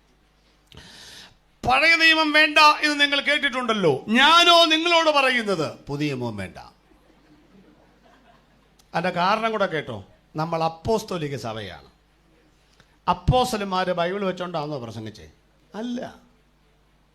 അനന്യാസ സഭയിലൊക്കെ വരുമ്പം ആത്മാവിൽ വെളിപ്പാടിലാണ് പ്രസംഗിക്കുന്നത്. അതുകൊണ്ട് ബൈബിളല്ല സഭയ്ക്ക് ആവശ്യം, വെളിപ്പാടാണ് ആവശ്യം. ബൈബിൾ നമുക്ക് വേണ്ട. അന്നേരം കുറേ പേരിങ്ങനെ കൈയടിക്കുക, അന്യഭാഷ പറയുകയൊക്കെ ചെയ്തായിരുന്നു.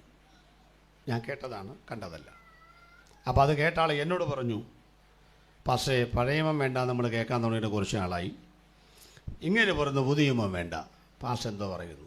ഞാൻ പറഞ്ഞു ആ ആളെയും നമുക്ക് വേണ്ട. കുറേ പേർക്ക് വേണമെന്ന് പറഞ്ഞ് നടക്കുന്നവർ നമുക്ക് വേണ്ടെന്നേ. ആർക്കായി വേണ്ടിയത്? ഒന്നാമത് ഈ പഴയ നിയമത്തിൽ യേശു ഉണ്ടോന്ന് അറിയാൻ പുസ്തകം പഠിക്കണ്ടായോ? യേശു എന്തോ പറഞ്ഞു? സങ്കീർത്തനങ്ങളിലും പ്രവാചക പുസ്തകങ്ങളിലും എന്നെക്കുറിച്ച്. പുതിയ എങ്ങനെ തുടങ്ങുന്നേ? അബ്രഹാമിന്റെ പുത്രനായ ദാവീദിന്റെ പുത്രനായ യേശുക്രിസ്തുവിന്റെ. അപ്പൊ യേശുവിനെ തുടങ്ങിയാൽ പോരായിരുന്ന? പോരാ. അബ്രഹാം മുതൽ ദാവീദ് വരെ 14, ബാബിൽ പ്രഭാസം വരെ 14, പ്രഭാവന ക്രിസ്തു വരെ 14, അബ്രഹാം മുതൽ ആദാം വരെ 20, 62 തലമുറകൾ ടച്ച് ചെയ്ത് വെച്ചാൽ യേശുവിന്റെ കാര്യം പറയുന്നത്. അതില്ലാതെ ഇതെങ്ങനെ പറയുന്നേ? ന്യായപ്രമാണം നീക്കുവാനല്ല യേശു വന്ന്, നിവർത്തിക്കുവാനാ വന്നത്. അത് ഞാൻ പുറകെ പറയാം എന്താ അത് നിവർത്തിക്കുകയെന്ന്. പിന്നെ എന്നാ കുഴപ്പമെന്ന് വെച്ചാൽ ഈ പഴയ നിയമത്തിൽ യേശു ക്രിസ്തു ഉണ്ടെന്നൊക്കെ ഈ കണ്ടുപിടിക്കുക എന്നുള്ളതൊരു പണിയാണെന്നേ. അതാ പണ്ട് ആരോ പറഞ്ഞ പോലെ, ഞാൻ കർത്താവിൽ നിന്ന് പ്രാപിക്കുകയും നിങ്ങൾക്ക് അത് പണ്ട്. ഇപ്പോൾ ഞാൻ കമ്പ്യൂട്ടറിൽ നിന്ന് കോപ്പി ചെയ്യുകയും നിങ്ങൾക്ക് സെൻഡ് ചെയ്യുകയും ചെയ്ത് എന്നാൽ. അങ്ങനെ ഇപ്പോൾ കുത്തിയിരുന്ന് പഠിക്കാൻ ആരുമില്ല. അതുകൊണ്ട് ഇങ്ങനെ അതില്ല ഇതില്ല എന്ന് പറഞ്ഞാൽ മതിയല്ലോ. മക്കളെ, കുത്തിയിരുന്ന് പഠിക്കണം. പിതാക്കന്മാരൊക്കെ ഞങ്ങൾ അങ്ങനെയാണ് പഠിപ്പിച്ചത്. ഈ വീട്ടിൽ അച്ഛൻ എങ്ങോട്ട് പോയി എന്നിരിക്കട്ടെ, 1 മാസത്തേക്ക് എല്ലാം ഓഫ് ചെയ്ത് വെച്ച് പോയി ഇല്ലേ? എല്ലാം ഓഫ് ചെയ്തിട്ട് പോയി. തിരിച്ചു വരുമ്പോൾ ആദ്യം എന്ത് ചെയ്തു? കറണ്ട് മെയിൻ സ്വിച്ച് ഓൺ ചെയ്തു. അപ്പോൾ അതിനർത്ഥം ഈ വീട്ടിലോട്ട് എന്ത് വന്നു? കറണ്ട് വന്നു എന്നാണ്. അല്ലാതെ എല്ലാ മുറിയിലും ബൾബ് തെളിഞ്ഞു എന്നല്ല. എല്ലാ മുറിയിലും ബൾബ് തെളിയണമെങ്കിൽ എല്ലാ മുറിയിലും സ്വിച്ചുണ്ട്. അത് ചെന്ന് എന്ത് ചെയ്യണം? ഞെക്കണം. ടോയ്ലറ്റിൽ, കിച്ചണിൽ, ഡൈനിങ് ഹാളിൽ, ബെഡ്റൂമിൽ, വിസിറ്റിംഗ് റൂമിൽ എല്ലാം ഞെക്കണം. പഴയ നിയമത്തിലെ 39 പുസ്തകത്തിൽ യേശു ഉണ്ട്. ആ ബൾബ് തെളിയണമെങ്കിൽ സ്വിച്ച് കണ്ടുപിടിക്കണം ആദ്യം. ഉൽപ്പത്തി പുസ്തകം 3-ാം അധ്യായത്തിൻ്റെ 15-ാമത്തെ വാക്യത്തിൽ വന്നിങ്ങനെ ഞെക്കണം. അപ്പോൾ ഒരു ബൾബ് തെളിയും. സ്ത്രീയുടെ സന്തതി. നല്ല ഹാലജൻ ബൾബാ. പുറപ്പാട് പുസ്തകം 12:4 വന്നിച്ച് സ്വിച്ച് ഇടണം. അപ്പോൾ സ്റ്റൈലും ബൾബാ. പെസഹ കുഞ്ഞാട് എന്നാ ബൾബാ. ലേവ്യ പുസ്തകത്തിൽ 7 ബൾബാ. 5 യാഗമേ ഉള്ളൂ. ചുവന്ന പശുക്കിടാവിൻ്റെ യാഗവും കരപൂരണ യാഗം അടക്കം 7 യാഗങ്ങളുടെ പൊരുളാണ് ക്രിസ്തു. സംഖ്യാപുസ്തകത്തിൽ അടിക്കപ്പെട്ട പാറയാണ്. ആവർത്തന പുസ്തകത്തിൽ വരുവാനുള്ള പ്രവാചകനാണ്. യോശുവയുടെ പുസ്തകത്തിൽ സർവ്വസൈന്യാധിപനാണ്. ന്യായാധിപന്മാരുടെ പുസ്തകത്തിൽ 18 ന്യായാധിപന്മാർക്ക് മീതെ 14 ഉള്ളൂ. ശമൂവേൽ, ഏലി, മക്കളായ യോവേൽ, അബീയാവ് അവരെയും ന്യായാധിപന്മാരായിട്ട് എണ്ണിയിട്ടുണ്ട്. അപ്പോൾ 18 ന്യായാധിപന്മാർക്ക് മീതെ ന്യായപാലനം ചെയ്യുന്ന ന്യായകർത്താവാണ് യേശു. രൂത്തിൽ വീണ്ടെടുപ്പുകാരനായ ഒരാളായിട്ടാണ്. 1-2 ശമൂവേലിൽ പ്രവാചക വരേണ്യൻ. 1-2 രാജാക്കന്മാരിൽ 41 രാജാക്കന്മാർക്ക് മീതെ രാജ്യം ഭരിക്കുന്ന രാജാതിരാജാവ്. 1-2 ദിനവൃത്താന്തങ്ങളിൽ കർത്താതി കർത്താവ്. എസ്തേറിൽ മധ്യസ്ഥൻ, എസ്രായിൽ ശാസ്ത്രി, നെഹമ്യാവിൽ രാഷ്ട്രത്തിൻ്റെ പുനഃസ്ഥാപകൻ, ഈയോവിൽ കഷ്ടപ്പെടുന്ന മശിഹ, സങ്കീർത്തനങ്ങളിൽ ആടുകളുടെ വലിയ ഇടയൻ, സദൃശവാക്യത്തിൽ സർവജ്ഞാനി, സഭാപ്രസംഗിയിൽ സകലവും നിയന്ത്രിക്കുന്നവൻ, ഉത്തമഗീതത്തിൽ സഭയുടെ മണവാളനും പ്രിയനും തോഴനും കാന്തനും, യെശയ്യാവും ഇരമ്യാവും എഗസ്കേൽ ദാനിയേലും, വലിയ 4 വലിയ പ്രവാചകന്മാരും ശേഷിക്കുന്ന 12 ചെറിയ പ്രവാചകന്മാരും അടങ്ങുന്ന വിലാപങ്ങളുടെ പുസ്തകം അടക്കമുള്ള 17 പ്രവചന ഗ്രന്ഥങ്ങളിൽ അവൻ യഹൂദ ജാതിയുടെ ചിരകാല പ്രതീക്ഷിത മശിഹ, മത്തായിൽ രാജാവ്, മർക്കോസിൽ ദാസൻ, ലൂക്കോസിൽ മനുഷ്യപുത്രൻ, യോഹന്നാനിൽ ദൈവത്തിന്റെ പുത്രൻ, അപ്പോസ്തല പ്രവൃത്തിയിൽ സഭയുടെ ചരിത്രത്തിന്റെ നെടുന്തൂണ്, ലേഖനങ്ങളിൽ സഭയുടെ ഭാവി പ്രത്യാശ, കൈയടക്കത്തോളം മടിയിലിരിക്കുന്ന വെളിപ്പാട് പുസ്തകത്തിനകത്ത് മാറത്ത് പൊൻകച്ച കെട്ടിയവനായി മനുഷ്യപുത്രനോട് സദൃശനായിരിക്കുന്ന ക്രിസ്തു. മലയാള മനോരമ മുൻവശത്തെ പേജിലും 3-ാമത്തെ പേജിലും കാണുന്ന പൊന്നമ്മ സൂപ്രണ്ടിനെയും കുഞ്ഞുകുറുപ്പനെയും പ്രസംഗിക്കാനല്ല ഞങ്ങൾ ഈ പന്തലിട്ടിരിക്കുന്നത്. ഏതെങ്കിലും ഇതിഹാസങ്ങളിലും ചരിത്ര പുസ്തകം രേഖപ്പെടുത്തിയവരുണ്ടെങ്കിൽ ഇതാ പുസ്തകത്തിന്റെ ചുരുളുകൾ എന്നെ കുറിച്ച് എഴുതിയിരിക്കുന്നു. എഴുതപ്പെട്ടത് കൊണ്ട് ലോകത്തിൽ വന്ന ഒരു ഇതിഹാസ പുരുഷനുണ്ടെങ്കിൽ അത് ഞങ്ങൾ നെഞ്ചിലേറ്റി ലാളിക്കുന്ന യേശു ക്രിസ്തുവല്ലാതെ പകരം ഒരാളില്ലെന്ന് 1,00,000 വാത്സല്യത്തോട് ഞങ്ങൾ വിളിച്ചു പറയുന്നു. ലോകത്തിൽ രക്ഷകനായി വരാനുള്ളത് ഒരേ ഒരുവൻ മാത്രമേ, യേശു ക്രിസ്തു മാത്രമാണെന്ന്. അതിനർത്ഥം ഞങ്ങൾ ഇനി ഈ ലോകത്തിൽ രക്ഷിതാവിനെ കാത്തിരിക്കുന്നില്ല. സർവജനത്തിനും ഉണ്ടാകുവാനുള്ള മഹാസന്തോഷം. ലോകത്ത് രക്ഷിതാവ് ജനിച്ചു. അങ്ങനെ പറഞ്ഞാൽ മനസ്സിലാകില്ലെങ്കിൽ കുറച്ചുകൂടെ പറയാം. ഞങ്ങളിനി ഡിസംബർ 25 കടലാസ് വിളക്കിൽ ജനിക്കുന്ന യേശുവിനെ പ്രതീക്ഷിക്കുന്നില്ല. ഏപ്രിൽ 2-ാമത്തെയോ 3-ാമത്തെയോ ആഴ്ച സിമെന്റും കമ്പിയും കൂടെ കൂട്ടിക്കുഴച്ച നിങ്ങളുടെ കോൺക്രീറ്റിന്റെ കുരിശിൽ മരിക്കുന്ന യേശുവിനെയും ഞങ്ങൾ പ്രതീക്ഷിക്കുന്നില്ല. ഇനിയും വീടിന്റെ മുറ്റത്ത് നിങ്ങൾ ഒരുക്കുന്ന പുൽക്കൂട്ടിൽ അല്പവസ്ത്രധാരിയായി മഞ്ഞുകൊണ്ട് കിടക്കുന്ന പുതപ്പ് പോലും ഇല്ലാത്ത ഉണ്ണിയേശുവിനെ അല്ല സ്വീകരിക്കേണ്ടത്. മുറ്റവും വീടും തന്ന നിന്റെ ഹൃദയത്തിനകത്തേക്ക് യേശുവിനെ ഇന്ന് രാത്രിയിൽ സ്വീകരിക്കാൻ മനസ്സുണ്ടെങ്കിൽ പറ. ഇനിയും യേശു ഉണ്ണിയേശുവായിട്ടല്ല വരേണ്ടത്. നിന്റെ കരം പിടിച്ച് നടത്തുവാൻ കഴിയുന്ന രക്ഷകനായി, ദൈവമായി, ലോകരക്ഷിതാവായി, നിത്യജീവനായി, സത്യദൈവമായിട്ടാണ് അവനെ അംഗീകരിക്കേണ്ടത്. പ്രവചനങ്ങൾ നിവർത്തിയായി.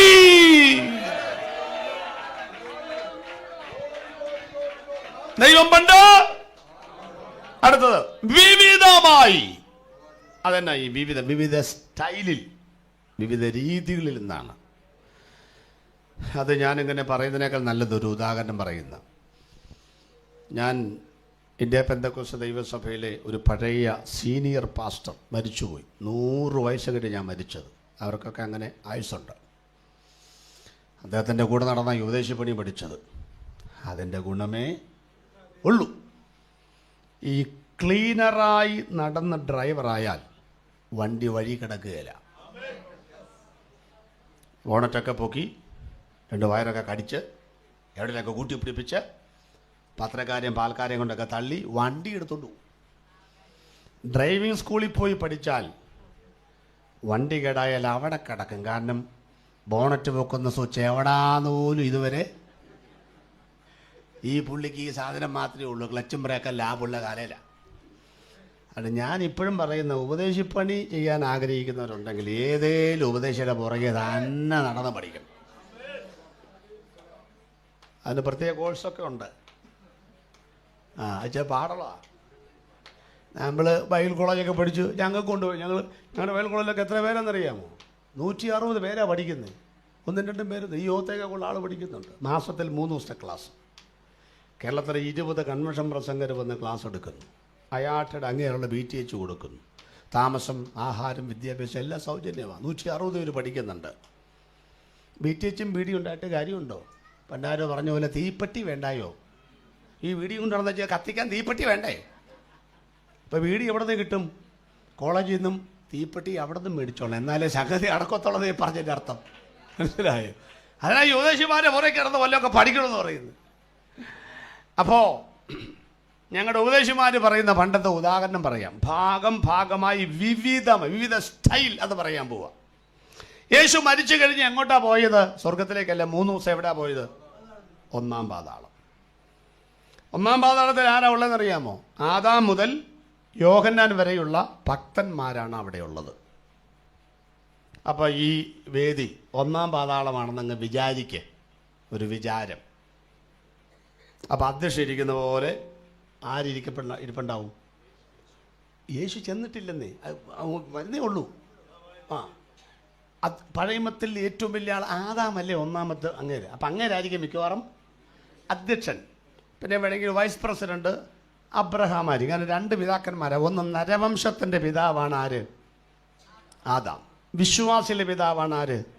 അബ്രഹാം. 2 പേർക്കും പ്രസിഡന്റും വൈസ് പ്രസിഡന്റും ഇരുന്നോട്ടെ. അപ്പം അങ്ങനെ ഇരിക്കുമ്പം പെട്ടെന്നൊരു ഭൂകമ്പം. മനസ്സിലാകുന്ന പോലെ, കഥ പറയുന്ന പോലെ പറയുക. ഒരു നടക്കം. പാതാളത്തിൻ്റെ പൂട്ട് താണ്ട് തെറിച്ചങ്ങോട്ട് പോയി. നോക്കി നിൽക്കുമ്പോൾ നടുക്കൊരുത്തൻ പ്രത്യക്ഷനായി. ആ പ്രത്യക്ഷത കണ്ടതും ചാടി എഴുന്നേറ്റു ആളുകൾ. ആരെഴുന്നേറ്റാലും അധ്യക്ഷന്മാർ പെട്ടെന്ന് എഴുന്നേക്കുമോ? അവരെഴുന്നേറ്റില്ല.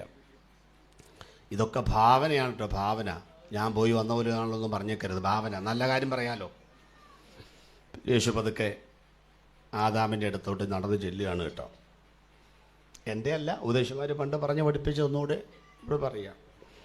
ഈ യേശു നടന്നു വരുന്തോറും ആദാമിന് ഇരിപ്പ് ഉറയ്ക്കുന്നില്ല. കാരണം ആ തേജസ്സും സംഭവമൊക്കെ അപാരമല്ലേ. അടുത്ത് വന്നപ്പം മനസ്സോടെ പുള്ളി എഴുന്നേറ്റു. കാരണം എഴുന്നേറ്റാൽ പിന്നെ കസേര കിട്ടത്തില്ലെന്ന്. ഈ കസേര സംഭവമല്ലേ. അല്ലേ? വന്നു കഴിഞ്ഞപ്പോൾ യേശു ആദാമിനോട് ചോദിക്കുക, അറിയാമോ? അപ്പോൾ ആദാം പറഞ്ഞു, ഇല്ല, ഞാൻ ഒരു സ്ഥലത്തും കണ്ടതായൊരു പരിചയം ഇല്ല. യേശു പറഞ്ഞു, എനിക്കറിയാം. എന്നെയോ? എവിടെ വെച്ച്? നന്നായിട്ടറിയാം.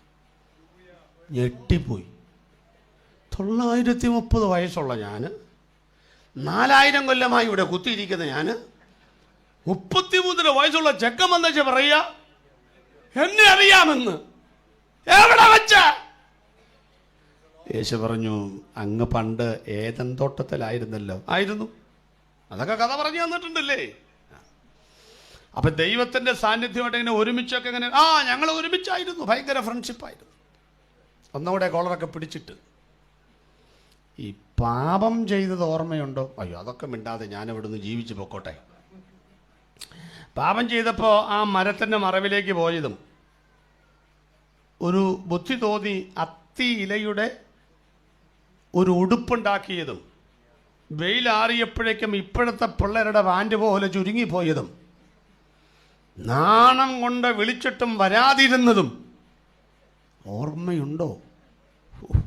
നാണം കെടുത്താനാണോ ഇങ്ങോട്ട് എഴുന്നള്ളിയത്? വന്ന കാര്യം പറ, ബാക്കിയുണ്ട്. ആ നഗ്നത മറയ്ക്കാൻ ഒരു തോലുകൊണ്ട് ഉടുപ്പുണ്ടാക്കി നഗ്നത മറച്ചത് ഓർമ്മയുണ്ടോ? ഓർമ്മയുണ്ട്.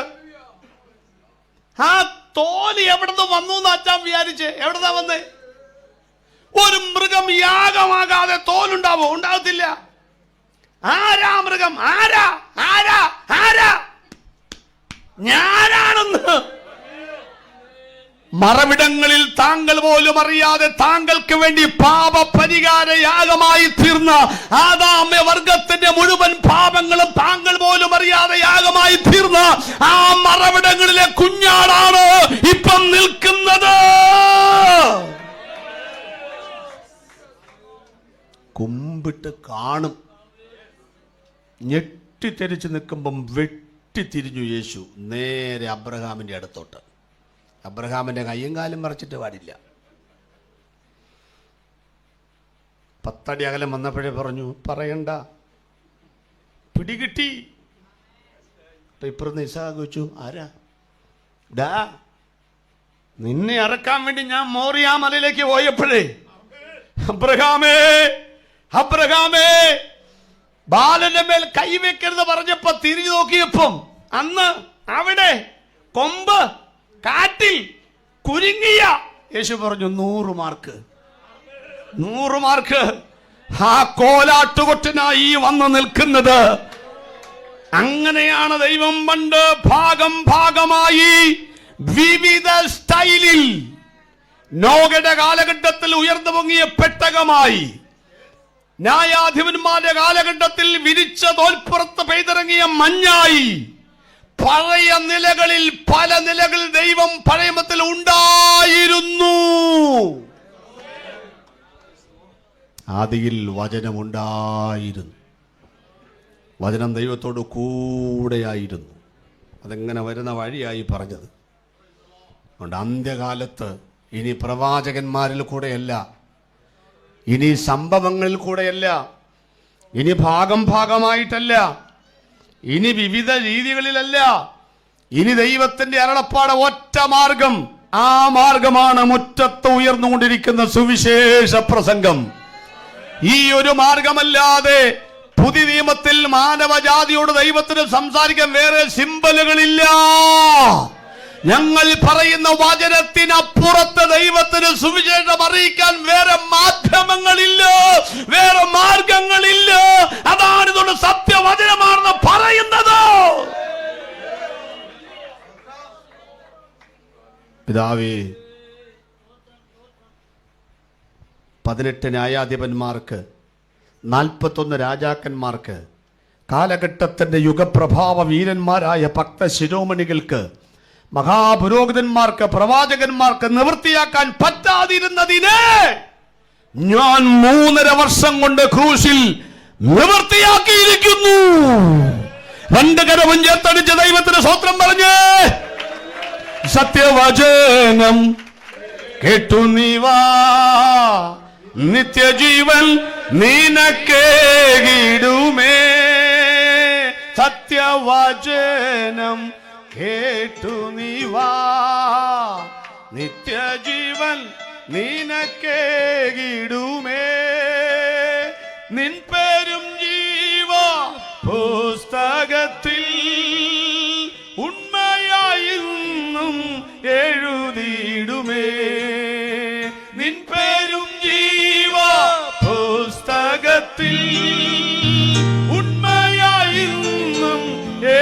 വന്നിടുമേ വരുവീ നല്ല സമയം വൃഥാവാക്കാതെ നിന്നെ യേശു വിളിച്ചിടുന്നു വരുവീ നല്ല സമയം വൃഥാവാക്കാതെ നിന്നെ യേശു വിളിച്ചിടുന്നു ഉലകമായ അഴകു സമം അതു നമ്പാതെ മയക്കും നിന്നെ ഉലകമായ അഴകു സമം അതു നമ്പാതെ മയക്കും നിന്നെ മരണമൊരു നാൾ വന്നിടുമേ മറക്കാതെ നിൻ രക്ഷകനെ മരണമൊരു നാൾ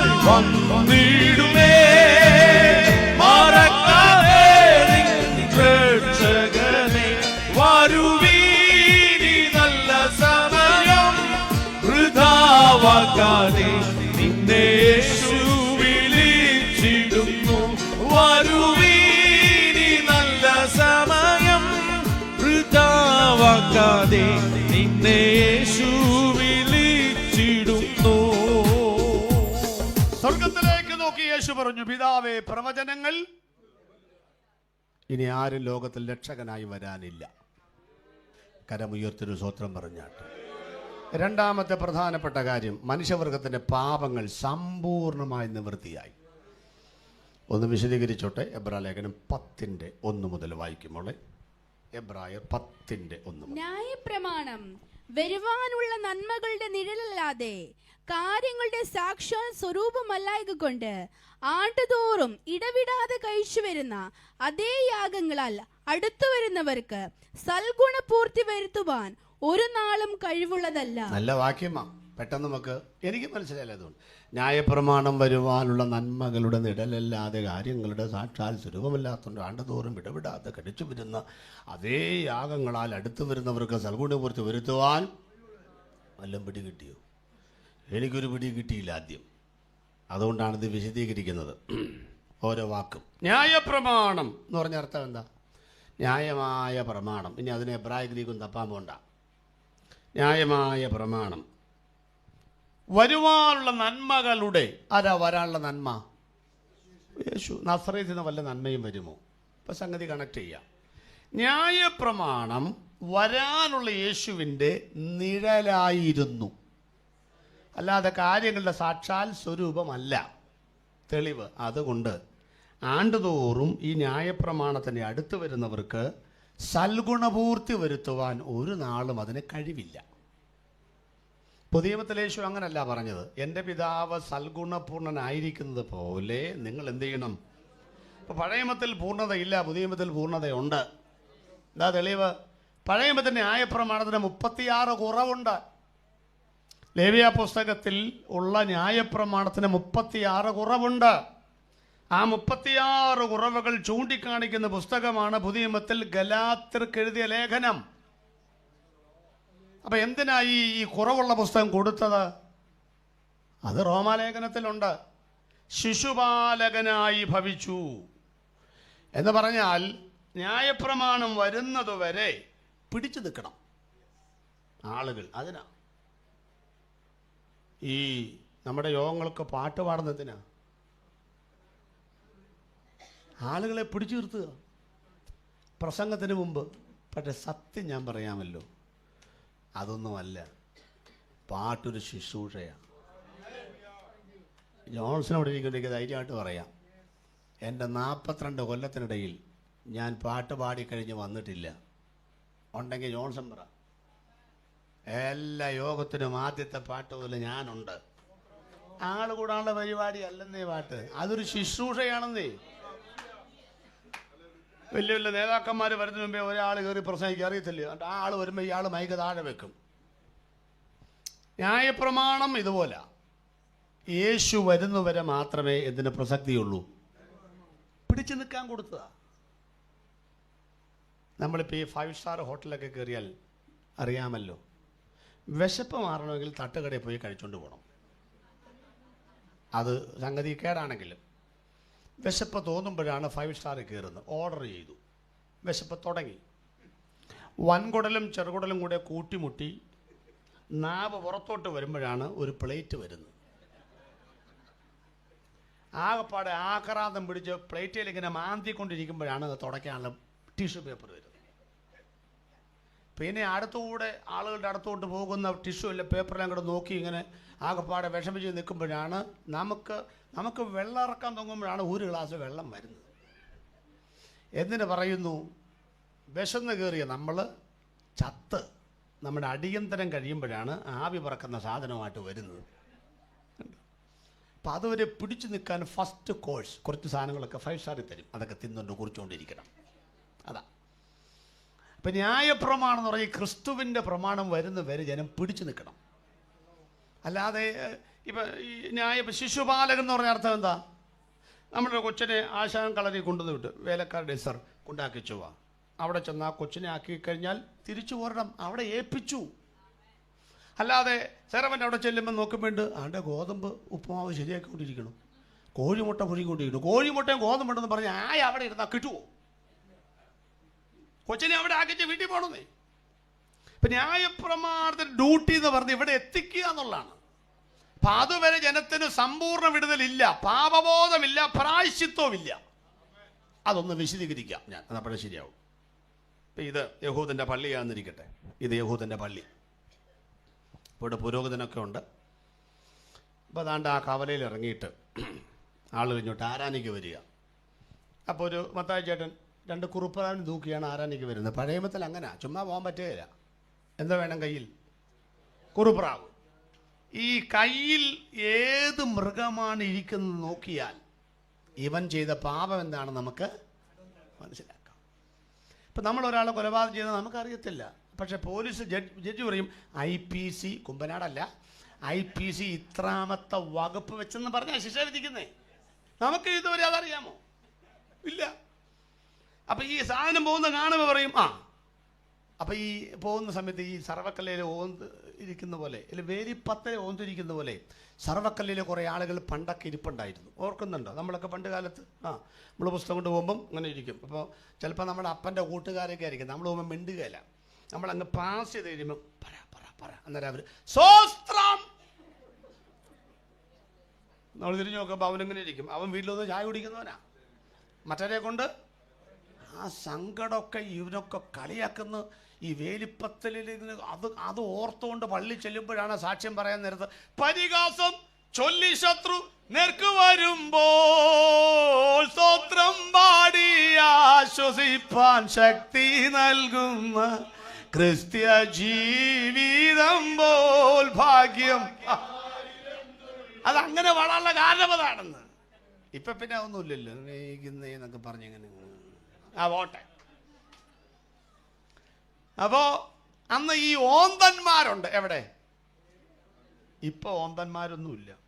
കാരണം അവരിരുന്നിട്ട് കാര്യമില്ല. നമ്മൾ നല്ല ഏറ്റുന്നടയിലും ഇന്നോവയിലും ഒക്കെ കയറി പോണ കാരണം ഓന്തന്മാർക്ക് നമ്മളെ കാണാൻ പറ്റുന്നില്ല, നമുക്ക് ഓന്തന്മാരെയും കാണാൻ പറ്റുന്നില്ല. അതുകൊണ്ട് ഇപ്പം പള്ളി വന്ന അതിൻ്റെ ഒരു ചൂടുകാന്തി ഒന്നും ഇല്ലെന്നേ. പണ്ട് എൻ്റെ പൊന്നച്ച 2.25 സെൻറ്റിനകത്ത് 4 നെറ്റി കെട്ടിപ്പൊക്കി ഓല കൊണ്ട് മെടഞ്ഞെടുത്ത ഹാളും കൈകൊണ്ട് മെടഞ്ഞെടുത്ത തഴപ്പായും ചാണകം മെഴുകിയ തറയും ഒരു വശം പൊട്ടിയ തമ്പേറും അടിച്ചങ്ങോട്ട് പെരുക്കുമ്പം അതിലെ പോകുന്നവൻ സ്വത്രം പറയാൻ അവൻ്റെ ഇരട്ടിയിൽ അന്യവാദ പറഞ്ഞ് ആരാധിക്കുന്ന പെന്തക്കോസുകാരാണെന്ന് ഇന്ന് AC മുറിക്കകത്ത് കയറിയപ്പം കീബോർഡ് അനങ്ങിയില്ലെങ്കിൽ നമ്മൾ അനങ്ങത്തില്ലെന്ന്. എന്റെ ദൈവം എന്തോ കക്ഷമാതർക്കണേ. അപ്പൊ അങ്ങനെ മത്തായി ചേട്ടോ എന്തോ ഇന്ന് കുറുപ്രാവേ ഉള്ളോ? നീ ഓടാ അവിടുന്ന്. കാര്യം ഈ കുറ്റിവീടി വലിച്ചാൽ എന്ത് മതി? നീ ഓടാ അവിടുന്ന്. അല്ല, ഞാൻ ഈ കുറുപ്രാവിനെയും കൊണ്ടെങ്കിലും പോകുന്നുണ്ടല്ലോ. കാരണം അച്ഛന് ജീവിക്കണ്ടായോ? യാഗപീഠത്തിലെ മുപ്പല്ലി കൊണ്ട് കുത്തിയിടത മേധസല്ലി അങ്ങേര് കഴിക്കണ്ടേ? ഞങ്ങളാരും കൊണ്ടുചില്ലാതിരുന്ന പുള്ളി എന്നാ കഴിക്കും?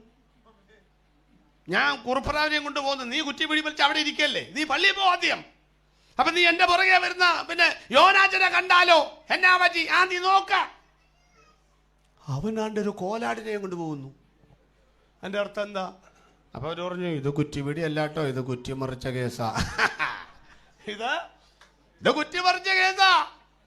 കഴിഞ്ഞ ആഴ്ചയിലല്ലേ ഓരോ ചേട്ടാ, അത് കഴിഞ്ഞ ആഴ്ചയിൽ 2-3 ലോഡ് പണി ഉണ്ടായിരുന്നുണ്ടോ ഉവി? അല്ല, മനസ്സിലായോ? പണിയുണ്ടെങ്കിൽ കാശ് കിട്ടും, കാശ് കിട്ടിയാൽ പാപം ചെയ്യും, പാപം ചെയ്താൽ കോലാടിനെയും പിടിക്കും. ഇതാ അന്നത്തെ സ്ഥിതി. അപ്പോൾ കോലാടില്ലെങ്കിൽ കഴിഞ്ഞ ആഴ്ച പണി എന്ത് പിടി കിട്ടി? അന്നും ഇന്നും പണമുള്ളവൻ എന്തും ചെയ്യാം. പണമുള്ളവൻ ഓരോരോ സ്ഥാനത്ത് കയറിയിരിക്കുകയാണേ. കൃപയല്ലെന്നേ ഇപ്പൊ പ്രധാനം, പണമാണെന്നേ. പണം കൊണ്ട് വ്യാപരിച്ച ദൈവസഭയിലാ യേശു ചാട്ടവാറെടുത്തതെന്ന് ഇവരെല്ലാം കൂടെ ചെന്നു പറഞ്ഞു. അപ്പൊ എന്റെ പുറകെ ഒരുത്തം വരുന്ന കണ്ടാലോ, എന്നാ പറ്റി? അവൻ താണ്ടെ ചെങ്ങന്നൂർ ബസ് സ്റ്റാൻഡിൽ നിന്ന്, അല്ല മാർക്കറ്റിൽ നിന്ന്, പൊള്ളാച്ചിയിൽ നിന്ന് കൊണ്ടുവന്ന 12 SC ലോറിന്നൊരു കാളയെ 2 ബംഗാളിനെ കൊണ്ട് ഉന്തി തള്ളി എങ്ങോട്ട് പോകുന്നു? അതേത് പാപാന്ന് ആർക്കറിയാം? എല്ലാം കൂടെ ചെന്നിച്ച് പറഞ്ഞു. അന്നത്തെ അച്ഛനോട് പറഞ്ഞു, രക്ഷപ്പെടുത്തണം. എന്താ കാര്യം? ഞങ്ങൾ ഈ പള്ളിയിലോട്ട് വരുമ്പം കയ്യിലുള്ള യാഗമൃഗം കണ്ടുകൊണ്ട് നാട്ടുകാർ ഞങ്ങൾ ചെയ്ത പാപം എന്താണെന്ന് ഒരു പരിഹാരം ഉണ്ടാക്കണം. കുടുംബത്തിൽ പറഞ്ഞ ആൾക്കാരല്ലയോ, അച്ഛനും ജീവിക്കണ്ടായോ? അച്ഛൻ പറഞ്ഞു, എന്താ പരിഹാരം? ഞങ്ങൾ പറയാം. എന്തോ 5-6 ഏക്കർ വസ്തുവില്ലേ ഇവിടെ ഉണ്ട്, ആ മാർക്കറ്റിൽ ഇവിടെ അങ്ങ് തുടങ്ങാൻ പെർമിഷൻ കൊടുക്കുക. ഞങ്ങൾ കാശ് കൊണ്ട് വരാം. കാശ് കൊണ്ട് വരുന്നവനെ നമുക്കറിയാൻ പറ്റുമോ? കാശ് കൊണ്ട് അറിയാൻ പറ്റുമോ? ഇല്ല. ഞാൻ 25 കൊല്ലം പാസ്സായിരുന്നു 10 സഭയിൽ. എനിക്കറിയാമല്ല നിങ്ങളുടെ എത്ര. കാരണം ഞാൻ എപ്പോൾ നോക്കുമ്പോഴും 10. എനിക്കറിയാമല്ല. ഇപ്പൊക്കെ മാറിയിട്ടോട്ട് കേട്ടോ. എന്നാലും ഞാനൊരു സ്വന്തം പറയും, ആ 10 കൊണ്ട് ജീവിച്ചാ ഇവിടം വരെ എത്തിയത് ദൈവത്തിന് സ്വന്തം. 10നൊക്കെ ഒരു പരിഷ്കാരം വരുത്തിയാൽ നല്ലതാ. 12. കാരണം ചായക്ക് കാശ് കൂടി ആരും അറിഞ്ഞിട്ടില്ലെന്നു. 10+ സൂത്രം. ഞാൻ ഈ പ്രസംഗത്തിലുള്ള ഉദാഹരണം അങ്ങനെ തന്നെ പറയണ്ടായോ? 1984 അങ്കമാലിയിൽ നിന്ന് വണ്ടി കയറുക കോട്ടയത്തിന്. അപ്പോൾ കണ്ടക്ടർ പറഞ്ഞു, എത്ര എവിടാ? കോട്ടയം. എത്ര? 84. പേഴ്സ് തുറന്നപ്പോൾ പുള്ളി പറഞ്ഞു, ഒത്തിരി 10 ഉണ്ടല്ലോ. ആ ഉണ്ട്, എനിക്ക് തരാമോ? ചൂടുത്ത്. പുള്ളി പറഞ്ഞു, 36 ഉണ്ട്, പോയിച്ചു വരുമ്പോൾ കാശ് തരാം, വലുത്. ആ പുള്ളി ഇങ്ങനെ 2-3 എടുത്ത് കൊടുക്കുന്ന കണ്ടായിരുന്നു. പുള്ളി വന്നപ്പോൾ പുള്ളിയുടെ സീറ്റാണ് ഞാനിരിക്കുന്നത്. അപ്പോൾ ഞാൻ വിളിച്ചിട്ട് ഗമയിലിരിക്കുക, എന്നെ പുള്ളിയുടെ പ്രശ്നം തീർത്ത ആളല്ലേ ഞാൻ. പുള്ളി വന്നപ്പോൾ അങ്ങനെ നോക്കുക എന്നെ. ഞാൻ പറഞ്ഞു ഇരുന്നു.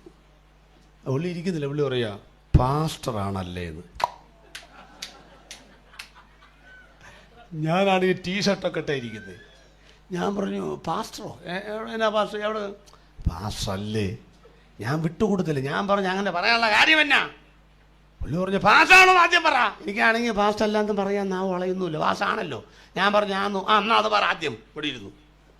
പിന്നെ പുള്ളി കണ്ടത്. ഞാൻ പറഞ്ഞു, ആ പാസ്റ്റാന്ന് പറയാനുള്ള കാരണം പറ. 10 കണ്ടോണ്ടാണോ? അല്ല പാസ്റ്ററേ. പിന്നെ എങ്ങനെയാ മനസ്സിലായത്? അത് പാസ്റ്റർ ഈ മുഷിഞ്ഞ 10ന്റെ നോട്ട്. മെഡിക്കൽ കോളേജിൽ നിന്ന് പോസ്റ്റ്മോർട്ടം ചെയ്ത് ഡെഡ് ബോഡി കൊണ്ടുവരുന്ന പോലെ തലങ്ങും വിലങ്ങും സെല്ലേട്ട് പോയിട്ട് ഒട്ടിച്ച 10. പിന്നെ പുള്ളി ഭഗവത്ഗീതയാ ബാക്കി പറഞ്ഞ, വളച്ചാൽ വളയാത്ത, ഒടിച്ചാൽ ഒടിയാത്ത, തീയിലിട്ടാൽ ദഹിക്കാത്ത, മണ്ണിട. ഞാൻ പറഞ്ഞു, മതി മതി മതി മതി, തൃപ്തിയായി. എൻ്റെ പുള്ളി പറയാം, അത് 2 പേരുടെ കയ്യിലേ ഉള്ളൂ പാസേ. അപ്പോഴൊരു സമാധാനം. നരകത്തിലേക്കാണല്ലോ കൂട്ടണം. മറ്റേ പാർട്ടി ആരാന്ന് വെച്ചാൽ അത് 1 യുവദേശവാനും 2 പിന്നെ ഭിക്ഷക്കാർ. ഉള്ള സമാധാനം പോയി അതോടുകൂടെ. അത്രയും മതി. സ്വത്രം. നമ്മളൊക്കെ പുരോഗമിച്ചിട്ടുണ്ട്. 10 രൂപ ഞാൻ കളിയാക്കിയിട്ടുമില്ല. ഞാൻ അതുകൊണ്ടൊക്കെ ജീവിച്ചത്. സ്വത്രം. അത് ഒരിക്കലും മറക്കാനൊക്കുകയില്ല. എന്നാലും കാലം മാറിയപ്പം ഞാൻ എത്രയേ പറഞ്ഞുള്ളൂ, നിങ്ങൾ 2 രൂപയും കൂടെ ചേർത്ത് അത്രേ പറഞ്ഞു. ഒരു പുരോഗമനം. അപ്പൊ ഇവരെല്ലാം കൂടെ എന്ന് സാധനം ഇവിടെ കൊണ്ടുവന്നു. നമ്മത്തെ ജനം പറഞ്ഞു, 2 കുറുപ്രാവ്. ചേട്ടനെ കണ്ടിട്ട് കോലാടിനുള്ള വകുപ്പുണ്ടെന്ന് തോന്നണല്ലോ. നീയാണോ തീരുമാനിക്കുന്നത് ഞാൻ എന്ത് പാവം? ചേട്ടൻ കുറുപ്പ. ചേട്ടാ കോലാടിന് ഇപ്പം വില കുറവാണ്. 2 കോലാടിനും മേടിച്ചതിനൊക്കെ പ്രശ്നങ്ങളൊക്കെ പറയും. നീ ഇതാണ് യേശു കാണുന്നത്. ആലയത്തിനകത്തെ ഈ വ്യാപാരമാണ് കാണുന്നത്. യേശു അതിനെയൊക്കെ ശാസിച്ചില്ലയോ? എൻ്റെ പിതാവിൻ്റെ പ്രാർത്ഥനാലയം. ഞാൻ ഈ മൈക്കൊള്ളോട് ഇത്രേ പറയാനൊക്കത്തുള്ളൂ. പ്രാർത്ഥനാലയത്തിൽ നടക്കേണ്ടത് പ്രാർത്ഥനയാണെന്നേ. വരവകായും ജലവകായും ഇല്ലകായും പരിപ്പോടും തീറ്റി നമ്മിൽ തല്ലും അല്ലതേ നടക്കേണ്ടത് പ്രാർത്ഥനയാണെന്നേ നടക്കേണ്ടത്. ഇത്രയും മതി. സ്തോത്രം. അവർ പറഞ്ഞു ഒരു പരിഹാരം ഉണ്ടാക്കുക. എന്താ പരിഹാരം? അപ്പൊ ജനങ്ങൾക്ക് പാപബോധമില്ല. എന്നെ കാശുണ്ടെങ്കിൽ പാപം ചെയ്യാം, കാശില്ലെങ്കിൽ കുത്തിയിരിക്കും. പിന്നെ പുരോഹിതന്മാരും അവർക്കും ജീവിക്കണ്ടേ? അവര് ഒന്ന് മത്തായിയുടെ അതിലേക്ക് വെച്ച് പ്രാർത്ഥിക്കട്ടെ. ഇവൻ കൊണ്ടുവന്ന ഈ കുറുപ്രാവിൻ്റെ യാഗത്തെ സ്വീകരിച്ച് ഇവൻ്റെ കുറ്റുവീടിൻ്റെ പാപത്തെ ക്ഷമിച്ചു കൊടുക്കണമേ. പരസ്യമായിട്ട് അകത്ത് കുറുപ്രാവിനെ കൊണ്ടുവന്നാലും കോലാടിനെ കൊണ്ടുവന്നാലും കാളയെ കൊണ്ടുവന്നാലും പണി ഒന്നല്ലേ? കൈയും കാലും വെട്ടിക്കളയണം, മൂത്രപിണ്ഡം പാപ, കഴുത്ത് വെട്ടിക്കളയണം, കാല് വെട്ടിക്കളയണം, ചിറക് വെട്ടിക്കളയണം, എന്നാ എല്ലാത്തിനും പണി ഒന്നാ. ഈ കുറുപ്രാവിനെയൊക്കെ യാഗപീഠത്തിലേക്കിട്ട് 30 കൊണ്ട് എവിടെ കുത്തും? എവിടെ കുത്തണേ? അപ്പം പരസ്യമായിട്ട് പറയും ഇവൻ്റെ പാപം ക്ഷമിച്ചു കൊടുക്കണമേ. മനസ്സിൽ ഈ കുരുത്തം കെട്ടവൻ എന്നെ കൊണ്ട് പണിയെടുപ്പിക്കാതെ അടുത്ത ആഴ്ച വരുമ്പം കുറച്ചും കൂടെ മെച്ചപ്പെട്ടതിനെ ഒരു കോലാടിനെ കൊണ്ട് വരാൻ. ഇതാണ് ജനത്തിന് പാപബോധമില്ലാത്തത്. പാപമോചന ചീട്ടും വിറ്റ് കർമ്മങ്ങൾക്കും ആചാരങ്ങൾക്കും മനുഷ്യന്റെ പാപത്തിന്റെ പ്രശ്നങ്ങൾക്കും മെഴുകുതിരിയും അതും ഇതൊക്കെ അർപ്പിച്ചു കഴിഞ്ഞാൽ അവന് മെഴുതിരി മേടിക്കാൻ കാശുണ്ടെങ്കിൽ പാപം ചെയ്തുകൊണ്ടിരിക്കുമെന്ന്. ഇതിന് പരിഹാരം വരുത്തണമെന്ന് ദൈവം തമ്പുരാൻ തീരുമാനിച്ചു. ന്യായപ്രമാണം ഒന്നിൽ തെറ്റിയാൽ മുഴുവൻ തെറ്റും. അപ്പൊ ചിലക്ക് ന്യായപ്രമാണം ആചരിച്ചാൽ സ്വർഗത്തിൽ പോകാമേലേ? ഉത്തരം പോകാം. റോമാലേഖനത്തിലില്ലേ ന്യായപ്രമാണത്തിലുള്ളത് സ്വഭാവത്തിൽ നിങ്ങൾ ചെയ്യുമ്പോൾ നിങ്ങൾക്ക് തന്നെ ന്യായപ്രമാണമാകുന്നു. കൃപയുടെ സുവിശേഷം എത്താത്ത സ്ഥലത്ത് എന്ത് തന്നെയാണ് മാനദണ്ഡം? ന്യായപ്രമാണം തന്നെയാ. പക്ഷെ പ്രശ്നം ഇതാണ്, അത് ആചരിച്ചിട്ട് ആർക്കും സ്വർഗത്തിൽ പോകുമെന്ന് വിചാരിക്കണ്ട. ഒറ്റ ഉദാഹരണം പറഞ്ഞ ആ ഭാഗം അവസാനിപ്പിക്കാൻ ഞാൻ. നമുക്ക് ഗൾഫിൽ പോകണം. ഇതിനപ്പുറത്തെ കടലെവിടാ? ചെങ്ങന്നൂരിൻ്റെ അപ്പുറത്തെ കടലെവിടാ? ആലപ്പുഴ. അവിടെ ചെന്ന് നിങ്ങൾ അപ്പുറത്തോട്ട് നോക്കണം. കാണാൻ പറ്റിയില്ലെങ്കിലും വിശ്വസിക്കണം, അവിടാണ് UAE. അപ്പോൾ അവിടെ പോകണമെങ്കിൽ എന്ത് ചെയ്യണം? Passport, visa message, immigration clearance, air ticket ഒക്കെ വേണ്ടായോ? ഇതെല്ലാം ഉണ്ടെങ്കിലും ചെന്നിച്ച് കഴിയുമ്പോഴത്തേക്ക് അവരുടെ നോട്ടവും ചിന്തയും വാക്കും പിന്നെ എന്തൊക്കെ പരിപാടിയാ ഇല്ലേ? ഈ ഒരു ബുദ്ധിമുട്ടില്ലെന്നേ. ആലപ്പുഴ ചെന്നിച്ച് ചാടുക നീന്തി അങ്ങ് പോവുക. 2 കുസൃതി ചോദ്യം ചോദിക്കാൻ പോവുക. ഒന്നാമത്തെ ചോദ്യം, നീന്തിയാൽ ചെല്ലുകയില്ലേ? ഉത്തരം, നീന്തിയാൽ ചെല്ലും. രണ്ടാമത്തെ ചോദ്യം, അങ്ങനെ ആരെങ്കിലും നീന്തി ദുബായി പോവാറുണ്ടോ? ഇതാണ് ന്യായപ്രമാണം. മനസ്സിലായോ? ന്യായപ്രമാണം ആചരിച്ചാൽ സ്വർഗത്തിൽ ചെല്ലാമേലേ? ചെല്ലാമെന്നേ. അങ്ങനെ 4000 കൊണ്ട് ന്യായപ്രമാണം ആചരിച്ച് ആരെങ്കിലും കയറിയിട്ടുണ്ടോ? Abraham, Adam. പിന്നെന്തിനാ കൊടുത്തത്? ദൈവം തന്നെ പറഞ്ഞു, കൊടുത്തതിനൊരു പ്രശ്നമുള്ളത് കൊണ്ട് ഞാൻ പുതിയതൊന്ന് തരുന്നു. ഉത്തരം, ന്യായപ്രമാണത്തിന് കഴിയാഞ്ഞതിനെ സാധിപ്പിക്കേണ്ടതിന് ദൈവം തന്റെ പുത്രനെ ജഡത്തിൽ ലോകത്തിലേക്ക് അയച്ച് പ്രശ്ന പരിഹാരം വരുത്തിയെന്ന്. അപ്പോൾ ഇനി 10:11 വായിക്കേ. ആ പോയിന്റോട് നമുക്ക് പെട്ടെന്ന് അവസാനിപ്പിച്ച 3. ഏത് പുരോഹിതനും, ഒന്ന് ശ്രദ്ധിച്ചോളൂ, ഏത് പുരോഹിതനും ദിവസേന ശുശ്രൂഷിച്ചും പാപങ്ങളെ പരിഹരിപ്പാൻ ഒരു നാളും കഴിയാത്ത അതേ യാഗങ്ങളെ കൂടെ കൂടെ കഴിച്ചും കൊണ്ട് നിൽക്കുന്നു. അവസാനത്തെ വാക്ക് മതി. ഏത് പുരോഹിതനും പാപങ്ങളെ പരിഹരിപ്പാനും കഴിയാത്ത അതേ യാഗങ്ങളെ കൂടെ കൂടെ കഴിച്ചും കൊണ്ട് നിൽക്കുന്നു. ഞാനിപ്പോ എന്തുവാ നിൽക്കുന്നേ? ഒരു പണിയുള്ളത് കൊണ്ടാ. ജോൺസൺ എന്താ പോയിരിക്കുന്നേ? പണി കഴിഞ്ഞത് കൊണ്ടാ. നീ എൻ്റെ പണി തീരും, അപ്പൊ ഞാനവിടെ പോയിരിക്കും. അന്നേരം അവർക്ക് ഒരു പണിയും കൂടെ ഉണ്ട്.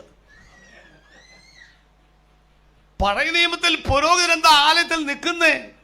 ഈ നിൽക്കുന്ന ജനത്തിന്റെ പ്രശ്നങ്ങൾ പരിഹരിച്ചിട്ടില്ല, പിന്നെ ഞങ്ങൾ എങ്ങനെ പോയി സമാധാനത്തോടെ ഇരിക്കും? പഴയ നിയമത്തിനകത്തും പുതിയ നിയമത്തിനകത്തും പുരോഹിതന്മാർ ആലയത്തിൽ ഇരിക്കാറില്ല. ഞങ്ങൾ ഉപദേശിമാര് ആലയത്തിൽ എഴുന്നേക്കാറുമില്ല. രണ്ടിനും വ്യത്യാസം. ഞങ്ങളങ്ങ് സ്വന്തമായിട്ടിരിക്കുക. ഞങ്ങളുടെ ആളുകൾ തന്നെ എഴുന്നേക്കുന്നത് കണ്ട് നമുക്കിനി ഒന്ന് എഴുന്നേറ്റ് നിന്ന് എന്ത് ചെയ്യാം? ഇപ്പോഴൊക്കെ എഴുന്നേക്കാൻ എളുപ്പമാണ്. പണ്ട് തറയിലൊക്കെ ഇരിക്കുമ്പോൾ എഴുന്നേക്കുമ്പോൾ ഒരു ഭയങ്കര സംഭവമാണ്. പാട്ട് തീരുമ്പോഴാണ് എഴുന്നേറ്റ് വരുന്നേ. സമാഗമന കൂടാരത്തിൽ ഇരിപ്പിടമില്ല. ഈ ജനത്തിന് പരിഹാരം വരാതെ ഞങ്ങൾ എങ്ങനെ യഹോവേ അവിടെ പോയി ഇരിക്കും?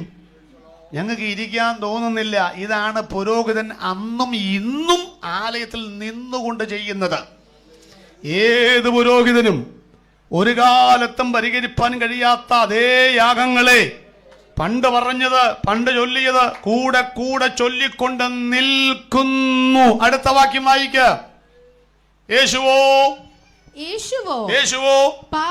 യേശു ആരാന്നറിയണ്ടേ? പുരോഹിതനല്ല, മഹാപുരോഹിതനാണ്. യേശുവോ പാപങ്ങൾക്ക് വേണ്ടി കൂടെ കൂടെ യാഗമില്ല, കാൽവറിയിൽ ഒറ്റ യാഗമായി തീർന്നിട്ട് എന്നേക്കും ദൈവത്തിന്റെ വലത്തുഭാഗത്ത് ഇരുന്നു കൊണ്ട്, ഹല്ലേലൂയ, വലത്തുഭാഗത്ത് ഇവിടുത്തെ പുരോഹിതന്മാര് മതത്തിന്റെ ആചാരം പറഞ്ഞ് ജനത്തെ കബളിപ്പിച്ച് നേർച്ചകളും കാഴ്ചകളും നടന്ന് ജനത്തിന് വേണ്ടി ഇങ്ങനെ നിന്നുകൊണ്ടിരിക്കുമ്പോൾ ഇവർ നിൽക്കുന്ന അതേ പ്രശ്നത്തിന് 2000 കൊല്ലം മുൻപ് യേശുക്രിസ്തു ക്രൂശിൽ പരിഹാരം വരുത്തിയച്ചും പിതാവിന്റെ വലത്ത് ഭാഗത്ത് പോയി ഇരിക്കുന്നു. മതത്തിന്റെ ഏടാകൂടത്തിൽ നിന്ന് നമ്മെ വിടുവിച്ച് സ്നേഹസ്വരൂപനായ ദൈവത്തിന്റെ രാജ്യത്തിൽ നമ്മെ ഇരുത്തിയ ദൈവത്തിന് ഇരു കരവും ചേർപ്പടിച്ച് ഇന്ന് രാത്രിയിൽ ദൈവത്തെ സ്തുതിക്കണമെന്ന് പരിഹാരം നിവൃത്തിയായി. യേശുവിന്റെ കുരിശിലെ യാഗത്താൽ മനുഷ്യവർഗത്തിന്റെ പാപങ്ങൾ സമ്പൂർണമായി പരിഹരിക്കപ്പെട്ടു. മൂന്നാമത്തെ കാര്യം എന്താ? മൂന്നാമത്തെ കാര്യം, ശത്രുവായ സാത്താന്റെ തലയെ തകർത്തു. അതും കൂടെ പറഞ്ഞ് നമുക്ക് പ്രാർത്ഥിക്കാം. പിശാചിന്റെ തലയെ തകർത്തു എന്നൊക്കെ പറഞ്ഞാൽ ശരിക്കും പറഞ്ഞതൊരു അരമണിക്കൂർ പ്രസംഗിക്കണം. കാരണം നമ്മുടെ ഇടയിൽ ഒത്തിരി തെറ്റായ രീതികൾ നമ്മൾ കാണുന്നുണ്ട്. ചില പറയും പിശാചിന് തലയില്ല, അങ്ങനെ പറയുന്നവരുണ്ട്. തലയെ കൊണ്ട് കേട്ടോ, തലമണ്ട പൊട്ടിച്ചു എന്ന് പറഞ്ഞാൽ ഇത് തല്ലി പൊട്ടിച്ചു എന്നല്ല, ഇതിനകത്തുള്ള അവൻ്റെ ബുദ്ധിയെ കർത്താവ് തകർത്തെന്ന. വെളിപ്പാട് 13:1 7 തലയും 10 കൊമ്പും ഉണ്ടോ? ഇപ്പോൾ തലയില്ലേ പുള്ളിക്കിപ്പോഴും ഉണ്ട്. ആരെ വിഴുങ്ങേണ്ടു എന്ന് കരുതി വാല കൊണ്ടാണ് വിഴുങ്ങുന്നത്. ഇപ്പം തലയുണ്ടെന്ന് അതൊക്കെ ഉണ്ട്. ഇനി നമ്മുടെ ആളുകൾ തലയില്ലെന്നും പറഞ്ഞ് പ്രശ്നം ഉണ്ടാക്കുന്നവരുണ്ട്. പിശാചിനെ ആവശ്യമില്ലാതെ പിശാചിനോട് എതിർത്ത് നിൽക്കാനല്ലേ വചനം പറഞ്ഞിട്ടുള്ളൂ, അല്ലാതെ അവൻ്റെ പുറകെ നടക്കാൻ പറഞ്ഞിട്ടുണ്ടോ? ചില അവൻ്റെ പുറകെ നടന്ന് അവൻ്റെ കൊത്തലങ്ങളൊക്കെ ചുറ്റി നടന്ന് തുപ്പി ശാസിച്ച് നാമത്തിൽ ഭാ വരുമ്പോൾ മാത്രം ചുരം കയറുന്ന പോലെ ശബ്ദമാണ്. അതിനുമുമ്പ് ആ ശബ്ദമൊന്നുമില്ല. നോക്കിക്ക്, ഒരിടയ്ക്ക് പിശാചിനെ ചവിട്ടി പുറത്താക്കുന്നവരുടെ ബഹളമായിരുന്നു. എന്നോട് ഒരിക്കൽ പറഞ്ഞു, പാസ്റ്റമ്പക്ക് അങ്കമാലില്ല, നമുക്ക് ഇവനെ ഈ മുനിസിപ്പാലിറ്റിയിൽ നിന്ന് ഓടിക്കണമെന്ന് പറഞ്ഞു. ഈ 10-50 വാസന്മാരുള്ളതിൻ്റെ ഞാനും ആദ്യം വിചാരിച്ച് ശരിയായിരിക്കും. അപ്പോൾ പറഞ്ഞു പിതാവിൻ്റെയും പുത്രൻ്റെയും പരിണാമത്തിൻ്റെയും അങ്കമാലി മുനിസിപ്പാലിറ്റിയിൽ നിന്ന് ചവിട്ടി പുറത്താക്കി. 2 ആഴ്ച ഞാൻ കൊരട്ടി, തൊട്ടടുത്ത സ്ഥലത്താണ് കൊരട്ടി. അപ്പോൾ അവിടുത്തെ പാസ്റ്റർമാർ പറഞ്ഞു നമുക്ക് ഈ പിശാചിനെ കൊരട്ടിയിൽ നിന്ന് ഓടിക്കണമെന്ന്. അപ്പോഴാണ് ഞാൻ വെട്ടിലായത്. എന്ന് വെച്ചാൽ ഞാനിപ്പോൾ ഇവിടുന്ന് ചവിട്ടിയാൽ എങ്ങോട്ട് വിടണം? എൻ്റെ നാട്ടിലോട്ട് വിടണം, അങ്കമാലിക്ക് വിടണം. ഞാൻ കഴിഞ്ഞ ആഴ്ച അവനെ അവിടെ നിന്ന് ഇങ്ങോട്ട് വിട്ടേ ഉള്ളൂ. ഇനിയിപ്പോൾ ഇവനെ എവിടെ വിടും? 1100 പഞ്ചായത്തിൽ നമ്മൾ പാസ്റ്റർമാർ കയറ്റുമോ? കാലം ഇവനെ കയറ്റാൻ നിൽക്കുകയല്ലേ. സത്യം പറഞ്ഞാൽ നമുക്ക് എവിടെയോ ഒരു തകരാറ് പറ്റിയിട്ടുണ്ട്. നമ്മൾ ഈ ചവിട്ടിപ്പുറത്തേക്ക് എന്നൊക്കെ പറയുമ്പോൾ പോകുന്നു വിചാരിച്ചാണ് നടക്കുന്നത്. ആണോ? ഉറക്കെ പറ പാസ്റ്റേ. അല്ലെന്ന് യേശു പറഞ്ഞിട്ട് പോലും അവൻ പോയി പിന്നെ വന്നെന്നല്ലേ. ഞാൻ ചോദിട്ടെ, നമ്മൾ ഈ 19 കൊല്ലം മാറ്റി തുപ്പിയ തുപ്പലം 5.25 കിലോ. ഈ പുള്ളി ഇതുവരെ വാർഡ് വിട്ട് തുപ്പാതിരിക്കുകയല്ലേ നല്ലത്. എന്നാ പോകാത്തതെന്നല്ല അറിയാമോ? എന്നതാ എപ്പോഴാ ഇവനെ ഇവിടെ ഈ ചെങ്ങന്നൂർ ഇവൻ പോകുന്ന എപ്പോഴാന്ന് അറിയാമോ? നമ്മൾ നാട്ടിൽ തുപ്പുമ്പോഴല്ല. സഹസ്രാധിപ അധിപനായി യേശുക്രിസ്തു 1000 ആണ്ട് വാഴ്ചയ്ക്ക് വരുമ്പം ഇവനെ ചങ്ങലയിട്ട് പൂട്ടി യേശുവാണ് ഇവനെ ബന്ധിക്കുന്നത്. അല്ല, നമ്മൾ ചവിട്ടിയാൽ പോകത്തൊന്നുമില്ലെന്ന് ആദ്യം മനസ്സിലാക്കണം. ഇത് ആരുടെ നാടാന്ന് പോലും അറിയാമോ? ആരുടെയാ? അത് ഇത് ഈ നാടാരുടെയാന്ന്? സകല ലോകവും ദുഷ്ടന്റെ. വീടും പറമ്പൊക്കെ നമ്മുടെ ആന്നോ? അല്ല. സംശയം ഉണ്ടെങ്കിൽ ചെന്ന് ആധാരം എടുത്ത് നോക്ക്. വെറും പാട്ടം ഒന്നുകിൽ, അല്ലെങ്കിൽ മുന്നാധാരം, അല്ലെങ്കിൽ പട്ടയം, അല്ലെങ്കിൽ പണ്ടാരവക. കേട്ടിട്ടുണ്ടോ? എന്നാ പണ്ടാരവക? പണ്ട് ആരുടെയോ വക. അതാ എന്തോ ഇതൊക്കെ കൈവശം വെച്ച് തന്നെയല്ല നമ്മൾ പാടുന്നുണ്ടല്ലോ, ഇവിടെ ഞാൻ വെറുമൊരു പരദേശി പോൽ, ഇവിടത്തെ പാർപ്പിടമോ വഴിയമ്പലം, ഇവിടെ എനിക്കാരും തുണയില്ലെങ്കിലും തുണയാകും യേശുവോടു ചേർന്ന്. നമ്മൾ അറിയാതെ പാടുക. ഇത്രയും പറഞ്ഞപ്പോൾ സംശയം. അപ്പം നമ്മൾ തുപ്പിയാൽ പോവില്ലേ? പോവില്ല. അപ്പം നമ്മുടെ മേലെ അവന് അധികാരം അതില്ല. അതും കൂടെ പറഞ്ഞാൽ ഇത് ക്ലിയർ ആവും. എവിടെ നിന്നാടാ വരുന്നേ? ഞാൻ ചെങ്ങന്നൂർ നിയോജക മണ്ഡലത്തിൽ നിന്നാണ് വരുന്നത്. എൻ്റെ ദാസനായ കുഞ്ഞുമോൻ്റെ വീട്ടിൽ നിന്ന് കയറിയോ? അതെങ്ങനെ കയറാനാണ്? എന്നാ കാര്യം? 3 പേരെയല്ലേ കെട്ടിവെച്ചിരിക്കുന്നത്? ഇയ്യോബിനും വീടിനും സകലത്തിനും. കുഞ്ഞുമോന്റെ ചുറ്റും 3 പേര് കെട്ടിപ്പറ്റി എനിക്ക് എങ്ങനെ കയറാനാണ്? അത് ചോദിച്ചതാ. ഇപ്പൊ എല്ലാം മനസ്സിലായോ? ചെങ്ങന്നൂർ നമം പോവത്തില്ലെങ്കിലും കുഞ്ഞാടിന്റെ തങ്കനിണത്താൽ വീണ്ടെടുക്കപ്പെട്ട നിന്റെ വീട്ടിൽ കയറണമെങ്കിൽ, നിന്റെ തലമുറയെ തൊടണമെങ്കിൽ, നിന്റെ വാകരത്തെ തൊടണമെങ്കിൽ അത് വേറെ അനുവാദം മേടിക്കേണ്ടി വരും. ഞാൻ ഈ അവനെ കൊണ്ടുപോക്കോട്ടെ? കൊണ്ടുപോയി പാച്ചേച്ച് വാടാ. ഇപ്പുറത്ത് ഞാൻ 10 ദിവസത്തെ കൊണ്ടുപോകട്ടെ? തൊട്ടുപോകരുത്. കണ്ടോ എന്നാ കാര്യം? അവനെ കൊണ്ടുപോയാൽ പൊന്നുപോലെ പുറത്തു വരുമെന്ന് തമ്പുരാൻ അറിയാം. ഇവനെ കൊണ്ടുപോയാൽ കളത്തിന് പുറത്തു പോകുമെന്നറിയാം. ആരെ വിട്ടുകൊടുക്കണമെന്നും ആരെ കൊടുക്കണം തമ്പുരാൻ അറിയാമെന്ന്. ഇന്ന് രാത്രി ഇവിടെ ഇരിക്കുന്നെങ്കിൽ നിന്നെ വിട്ടുകൊടുക്കാത്ത ദൈവത്തിന്റെ സ്നേഹത്തെ ഓർക്കുമ്പോൾ കരമൊന്ന് ചേർപ്പടിച്ച് ഇന്ന് രാത്രി ഈ ദൈവത്തെ സ്തുതിക്കണമെന്ന്.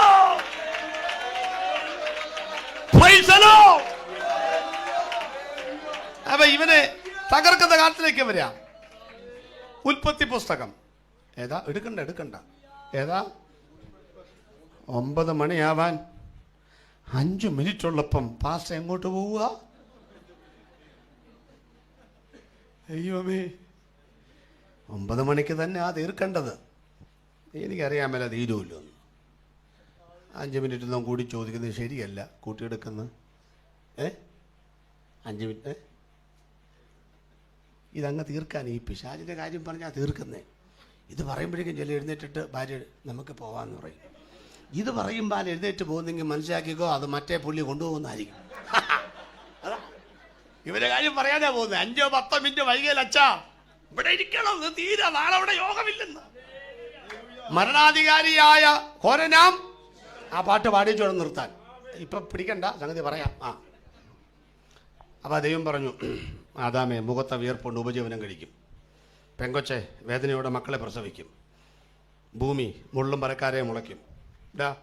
നീ ഉരസ കൊണ്ട് ഗമിച്ചതിന് ഭൂമിയിലെ പൊടി നിനക്ക് ആഹാരമായിരിക്കും. ഈ 4 ക്രിസ്തു ക്രൂശിൽ നിവൃത്തിയാക്കി. അപ്പൊ പിന്നെന്താ ഞാൻ വേർക്കുന്നേ? ഇപ്പോഴെന്താ പെണ്ണ് പ്രസവിക്കും വേദനയില്ലേ? നിങ്ങളോടാ വേദനയില്ലേ? ഉണ്ട്. ഇപ്പം ചിലക്കില്ല, കാരണം ഓപ്പറേഷനാണ്. അത് പണ്ട് പേര് ഇപ്പം കീറ് എന്ന് പറഞ്ഞ പോലെ. അതതിനേക്കാൾ വലിയ പ്രശ്നമാണ്. കവി കുഞ്ഞുണ്ണി മാഷിൻ്റെ വാക്കാ അത്. അതതിനേക്കാൾ വലിയ വേദനയാണ്. കണ്ണും കൈക്കോട്ടും എത്താത്ത സ്ഥലത്ത് മുള്ളും പറക്കാരെ മുളയ്ക്കില്ലേ? മുളയ്ക്കും. ഈ പുതുമഴ പെയ്താൽ പാമ്പ് റോട്ടിലല്ലേ? മണ്ണ് തന്നെ ഇറങ്ങുന്ന ഈ മണ്ണ് കൊണ്ടല്ലേ നമ്മളെ ഉണ്ടാക്കിയിരിക്കുന്നത്. അപ്പം നമ്മുടെ പുറകെ നമ്മൾ യാതൊരു ആര് കാണും? ഇവൻ കാണും. പിന്നെ തൊടാതിരിക്കുന്നത് ഇതിനകത്ത് തീ കയറിയത് കൊണ്ടാണ്. അതറിയാമോ? ഏതൊരാൾക്കും ചവിട്ടിക്കൂട്ടാം ഇഷ്ടിക തീച്ചൂളയ്ക്ക് വെക്കുന്നതിന് മുമ്പ്. ആർക്കും ചവിട്ടാം. വെച്ചതിനകത്ത് തീ കയറിയാൽ ചവിട്ടാൻ രണ്ടാമൊന്ന് ആലോചിക്കണം. ആർക്കും ചവിട്ടാവുന്ന നിന്നെ കാൽവരുടെ മൂഷയ്ക്കകത്ത് വെന്തുരുക്കി ഞാൻ നിന്നിലും നീ എന്നിലും ആയിക്കഴിഞ്ഞാൽ പിന്നെ തൊടാൻ രണ്ടാമത് ആലോചിക്കണമെന്ന് ദൈവം പറഞ്ഞു. സ്ത്രീയുടെ സന്തതി സർപ്പത്തിന്റെ. പിശാചി വിചാരിച്ചു, സ്ത്രീയുടെ സന്തതി എൻ്റെ തലയെടുക്കൂ? ഏത് പെണ്ണ് പ്രസവിച്ച് വരുന്ന കൊച്ചാ എൻ്റെ തലയെടുക്കുന്നേ? ഇനി ബാക്കി പഠിച്ചോളണം. പഴയമത്തിൽ ഇവൻ ഈ പെണ്ണുങ്ങളുടെ പുറകെ നടക്കുക. എന്നാന്നറിയാമോ? ഇവള് പ്രസവിക്കുന്ന കൊച്ചായിരിക്കും ചിലപ്പോൾ എൻ്റെ തല. ഒരുവിധം ഭക്തിയുള്ള പെണ്ണുങ്ങളെല്ലാം നോട്ടമിട്ടു എന്നാണ് ഞാൻ അനുമാനിക്കുന്നത്. തെളിവ്, ഭക്തിയുള്ള ഒറ്റ പെണ്ണുങ്ങളും പ്രസവിച്ചിരുന്നില്ല. അബ്രഹാമിൻ്റെ ഭാര്യ സാറയ്ക്ക് പിള്ളേരുണ്ടോ? ഇല്ല. പിന്നെ ഉണ്ടായതല്ല, ആദ്യം ഉണ്ടോ? ഇല്ല. റിബേക്കയ്ക്ക് ഉണ്ടോ? ഇല്ല. യാക്കോബിന് ഇഷ്ടപ്പെട്ട ഭാര്യ ഏതാ? അതിനുണ്ടോ? ഇല്ല. ഇഷ്ടപ്പെടാത്തതിനുണ്ടോ? അതുണ്ട്. സ്ഥിരമായിട്ട് പള്ളി പോയി പ്രാർത്ഥിക്കുന്ന ഹന്നാക്ക് പിള്ളേരുണ്ടോ? ഇല്ല. പള്ളിപ്പെരുന്നാളിന് മാത്രം പോകുന്ന പെരിനൊക്കെയുണ്ടോ? അത് ആണ്ടുതോറും ഫലം കഴിക്കുക. അഹരോന്റെ ഖൂറിന്റെ ക്രമപ്രകാരം കൃത്യമായി ധൂപം കണ്ടുന്ന ശക്കരിയാവിന്റെ ഭാര്യ എലിസബത്തിന് പിള്ളേരുണ്ടോ? ഇല്ല. എന്നാ കാര്യം എന്നറിയാമോ? യഹോവ യുദ്ധ തന്ത്രജ്ഞനാ. ഇവനെ 4000 കൊല്ലം കൊണ്ട് ഇതിന്റെ പുറകെ നടത്തിച്ച് യേശുവിന് വഴിയൊരുക്കാനുള്ള യോഹന്നാൻ സ്നാപകനെ എലിസബത്തിന്റെ അകത്ത് കൊടുത്തേച്ചും ദൈവൻ രണ്ടിന്റെ വായടച്ച്. ഇതാരുടെയാന്ന് അറിഞ്ഞാലേ ഇവന് എന്ത് ചെയ്യാൻ പറ്റുള്ളൂ. ശക്കരിയാവിന്റെ വായ പിന്നെ സെല്ല് ടേപ്പ് വെച്ച് ഒട്ടിച്ചു. എലിസബത്തിന് മിണ്ടാനും മേല. അതിനാ മിണ്ടാൻ മേലാത്ത? എനിക്കൊരു വിശേഷമുണ്ട് എന്ന് പറഞ്ഞാൽ അമ്മാമ്മ പറയും, എന്നാ വിശേഷം? അല്ല അച്ഛനിപ്പോൾ ദൈവകൃപ. എന്ത് ദൈവകൃപ? അവനിപ്പോൾ അന്ന് പോലും മിണ്ടിയിട്ടില്ലോ നിന്നോട്. നിനക്ക് വിശേഷം ഉണ്ടെന്ന് പറഞ്ഞ് അന്ന് പോലും മിണ്ടിയിട്ടുണ്ടോ? ആരുടെ ആടെയെന്ന് ചോദിക്കത്തില്ലയോ? അപ്പൊ അവക്കും മിണ്ടാൻ മേല. മിണ്ടറൊന്നുണ്ട്, പക്ഷെ പിന്നെ രണ്ടിനെ വാടപ്പിച്ച് വെച്ചു. അപ്പൊ വിചാരിച്ചു, നിങ്ങൾ രണ്ടും മിണ്ടാതിരിക്കല്ലേ? ഇതിനകത്താര് തന്നെയായിരിക്കും? എന്റെ തല. അങ്ങനെ എലിസബത്തിന്റെ പുറകെ വട്ടമിട്ട് ഇവനെങ്ങനെ മണപ്പിച്ച് നടത്തിച്ചേച്ചും അമ്മ മറിയത്തിന്റെ അകത്ത് കാലഘട്ടത്തിന്റെ യുഗപ്രഭാവ വീരനായ യേശുതമ്പുരാനെ കൊടുത്തന്ന്. ജനിച്ചപ്പോഴാണ് പറഞ്ഞത് വിദ്വാൻമാർ എന്ന് പറഞ്ഞു. ജനിച്ചിട്ടുണ്ട്, 2.5 വയസ്സ് താഴെ തല എടുത്തു. പിന്നെ ഒരു സമാധാനം. പള്ളി എങ്ങനെ ഇരിക്കുക, ചങ്ങന്നൂർ ഇങ്ങനെ മുളക്കുഴ ഇരിക്കുക. യേശു എങ്ങാനും ഇനി പള്ളിക്കൂടത്തിൽ പോകുന്നുണ്ടോയെന്നറിയാൻ പിശാച്. യേശുവിനെ പള്ളിക്കൂടത്തിലും വിട്ടിട്ടില്ല, അതറിയാമല്ലോ. വിദ്യാഭ്യാസം ചെയ്യാത്തവനെങ്ങനെ എന്ന് യേശു എന്താ പള്ളിക്കൂടത്തിൽ പോകാത്ത ചിന്തിച്ചിട്ടുണ്ട്. അന്ന് ഗുരുകുല വിദ്യാഭ്യാസം അല്ലയോ? ശൗലൊക്കെ പൗലോസ് ആരുടെ? ഗമാലിയേലിന്റെ കാൽ കീഴിൽ നല്ലേ വചനം പഠിച്ചേ. അപ്പം അന്ന് ഗുരുകുല വിദ്യാഭ്യാസം ഇല്ലേ? ഉണ്ട്. യേശു എന്നാ പോകാത്ത? പല കാരണങ്ങളാ പോകാത്ത. ഒന്ന്, ചെന്ന് കഴിഞ്ഞാൽ ഉള്ള നുണയൊക്കെ എഴുതി വെക്കണം. ആപ്ലിക്കേഷൻ പൂരിപ്പിക്കണ്ടേ? അമ്മയുടെ പേര് മറിയ, അപ്പൻ്റെ പേര് സ്വർഗസ്വനായ പിതാവ്. അഡ്മിഷൻ കിട്ടുമോ? നിങ്ങൾക്ക് കിട്ടുമോ? പിന്നെ നുണ എഴുതി വെക്കണം. യേശു നുണ എഴുതുമോ? പിന്നെ ആ പണിക്ക് പോകാതിരുന്ന പോരെ. രണ്ട് നമ്മുടെ യേശുവിനെ പഠിപ്പിക്കാൻ കെൽപ്പുള്ള ഒരധ്യാപകനും ഇതുവരെ ലോക ചരിത്രത്തിൽ ജനിച്ചിട്ടില്ല. ഒക്കെ പോട്ടെ. 30-ാമത്തെ വയസ്സിൽ യോഹന്നാന്റെ പ്രസംഗം. ഒരു ദൂത് പറഞ്ഞേക്കാം, ഏറ്റെടുക്കാൻ പറ്റുമെങ്കിൽ ഏറ്റെടുക്ക. ഈവൻ ഈ ഉപ്പഞ്ചാക്കിന്റെ പുറത്തിരിക്കുമ്പോൾ യേശു ഇങ്ങനെ നടക്കുന്നുണ്ടോ? അതിലല്ലേ അച്ഛാ? പിന്നെ ഒരു സംശയം, തോളറ്റ മുടി, പൂച്ചക്കണ്ണ്, അരോഗതയുടെ ഗാത്ര, ഒരു ദിവ്യത്വമൊക്കെ മോന്തയിലുണ്ട്. 12-ാമത് പള്ളി വെച്ച് കണ്ട് ഇവനെങ്ങാനാണോ യേശു? ഈ സഞ്ചിക്കകത്തെങ്ങാനും ന്യായപ്രമാണ ചുരുട്ടുണ്ടോ? ഞാൻ കാണാതെ പഠിക്കാൻ പോകുന്നതാണോ? ഒരിക്കൽ ചെന്നച്ച് ഈ സഞ്ചി ഇങ്ങനെ കിളിപ്പൊളിച്ച് നോക്കിയപ്പോൾ സമാധാനമായി. കുഴപ്പമില്ല. 2 വീതുളി, ഒരു കൊട്ടുപൊടി, ഒരു മുഴക്കോല്, സമാധാനമായി. പിന്നെ മനസ്സിലായി ഇവൻ ആരാ? തച്ചനാന്നേ. നീ വിചാരിക്കുന്ന വെറും കൊച്ചൻ തച്ചനല്ല. 2-3 മീറ്റർ മാത്രം നീളമുള്ള മരമുട്ടിയുടെ മുമ്പിൽ കയറിയിരുന്ന് സെന്റിമീറ്റർ മാത്രം നീളം വരുന്ന ചിന്തിച്ച് പിടിച്ചു വലിക്കുന്ന മരത്തിന്റെ വളവ് മാത്രം നിവർത്തുന്ന മരാശാരി മാത്രമല്ല യേശു. കൂട്ടിക്കുഴച്ച മണ്ണുകൊണ്ട് പണിത മനുഷ്യന്റെ മനസ്സിന്റെ പകർച്ചകൾ മാറ്റുവാൻ കഴിയുന്ന, ഈ മണ്ഡലത്തിൽ തലതെറിച്ച തലമുറകളെ പൊളിച്ച് പണിയാൻ കഴിയുന്ന, അന്ധകാര ബന്ധനങ്ങൾ അടക്കി വെച്ച കുടുംബങ്ങളെ മുച്ചൂട് മുടിച്ചു കളയുന്ന വെല്ലുവിളിക്കുന്ന കുടുംബങ്ങളെ അടിച്ച് തകർത്ത് പുതിയാക്കി പണിയാൻ കഴിയുന്ന പ്രപഞ്ചത്തിന്റെ പെരും തച്ചനായ ശില്പിയാണ് ഞങ്ങൾ പ്രസംഗിക്കുന്ന യേശു ക്രിസ്തു. അവന്റെ കരുത്തുറ്റ കരങ്ങൾ കൊണ്ട് പണിതീർക്കപ്പെട്ടവരുണ്ടെങ്കിൽ ആ കരമൊന്ന് ചേർപ്പടിച്ചു ഇന്ന് രാത്രി ദൈവത്തെ സ്തുതിക്കണമെന്ന്.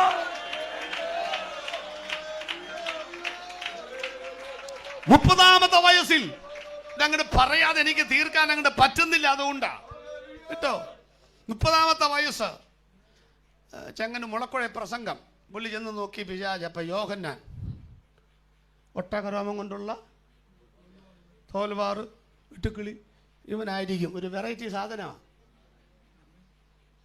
അപ്പൊ ഈ പുള്ളി പറയാ, എൻ്റെ പിന്നാലെ ഒരുവൻ, ഇത് പഠിക്ക്, നമ്മളെ വട്ടം കറക്കുന്നവനാ പിശാച്, അവനെ വട്ടം കറക്കുന്നവനാണ് യേശു. അത് കണ്ടോളണം. ഇതൊക്കെ കേൾക്കാതെ തന്നെ വീട്ടിൽ പോകുന്നു കേൾക്കുള്ളൂ. അപ്പോൾ ഇവൻ നോക്കി പറയും, യോഹന്നാനായിരിക്കും വലിയവൻ. അപ്പോൾ യോഹന്നാൻ പറയും, എൻ്റെ പിന്നാലെ അവൻ്റെ ചെരുപ്പിൻ്റെ വാറഴിപ്പാൻ അവൻ്റെ കയ്യിൽ മറന്നുപോയോ? അവന് കളത്തെ മുറ്റും പതിര് കടാത്തയിലിട്ട്, അതാര് ഇവനേക്കാൾ വലിയവൻ? യോഹന്നാൻ 1:29. പിറ്റന്നാൾ യേശു തൻ്റെ അടുക്കൽ, ഇതാ ലോകത്തിൻ്റെ പാപം ചുമക്കുന്ന ഇവനാണ് വലിയവൻ. ഈ പെരുങ്കാറ്റിൻ്റെ സഞ്ചിക്ക് നടന്നവൻ ഇവനാണ് വലിയവനല്ലേ? യേശു വന്നപ്പോഴേ ഈ പുള്ളി ഇവിടെ ഉണ്ടെന്നറിഞ്ഞു. ആര്? പിശാച്. അപ്പോൾ യേശു പറയാം, സ്ത്രീകളിൽ നിന്ന് ജനിച്ചവരിൽ ഈ നിൽക്കുന്ന യോഹന്നാനേക്കാൾ വലിയവൻ ആരുമില്ലെന്ന്. അപ്പോൾ ഈ പുള്ളി, നീ പറഞ്ഞു വലിയവൻ, ഇവൻ പറഞ്ഞു നിങ്ങൾ ആരാ വലിയവൻ, എന്നിട്ട് വേണം ഇടങ്കാലെങ്കിലും ഇട്ടൊന്ന് മറിക്കാൻ. അപ്പോൾ യോഹന്നാൻ പറയാം, ഞാനിങ്ങനെ എല്ലാവരെയും സ്ഥാനപ്പെടുത്തിയെന്നുള്ളൂ, ഈ സ്നാനം നിന്റെ കൈ കൊണ്ടായിക്കോട്ടെ. അപ്പോൾ ആരാ വലിയവൻ? യേശു. അപ്പോൾ യേശു പറയാ, ഇപ്പോൾ സമ്മതിക്കുക. എങ്ങനെ? എൻ്റെ പൊന്നോ, അവന് തലവേദന എടുത്ത് തല പൊട്ടിപ്പോകുന്ന വേദനയാ. ഓർത്തോളം കേട്ടോ, നിന്റെ തല എടുക്കുമെന്ന് വെല്ലുവിളിച്ച പിശാചിന്റെ കണ്ണിന്റെ മുമ്പിൽ കൂടെ ഒരു പോറൽ പോലും ഏൽക്കാതെ 30 കൊല്ലം അങ്ങോട്ടും ഇങ്ങോട്ടും നടത്താൻ ദൈവം ശക്തനാണെങ്കിൽ 2025 കൈയടിച്ച് അവകാശം പറഞ്ഞു, നിന്റെ തലയ്ക്ക് മുകളിൽ പെരുവെള്ളം പോലെ കവിഞ്ഞു വരുന്നതിന് 2025 കാൽ ചുവട്ടിൽ അമർത്താനുള്ള ഒരു ദൈവ കൃപ, ഒരു വിജയം ദൈവസഭയ്ക്ക് ഇവിടെ ഉണ്ടാകുമെന്ന് വിശ്വസിക്കുന്നവർക്കായി എന്റെ ദൈവത്തിന് സ്തോത്രം ചെയ്യുകയാണ്.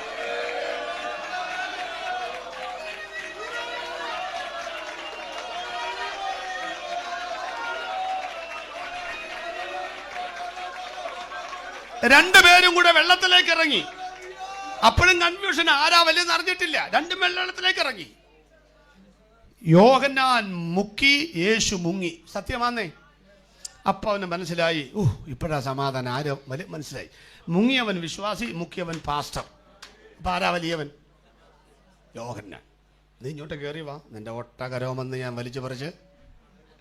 അപ്പൊ യേശു പൊങ്ങി. അന്നേരം കണ്ട് ഡിക്ലറേഷൻ കാണണം.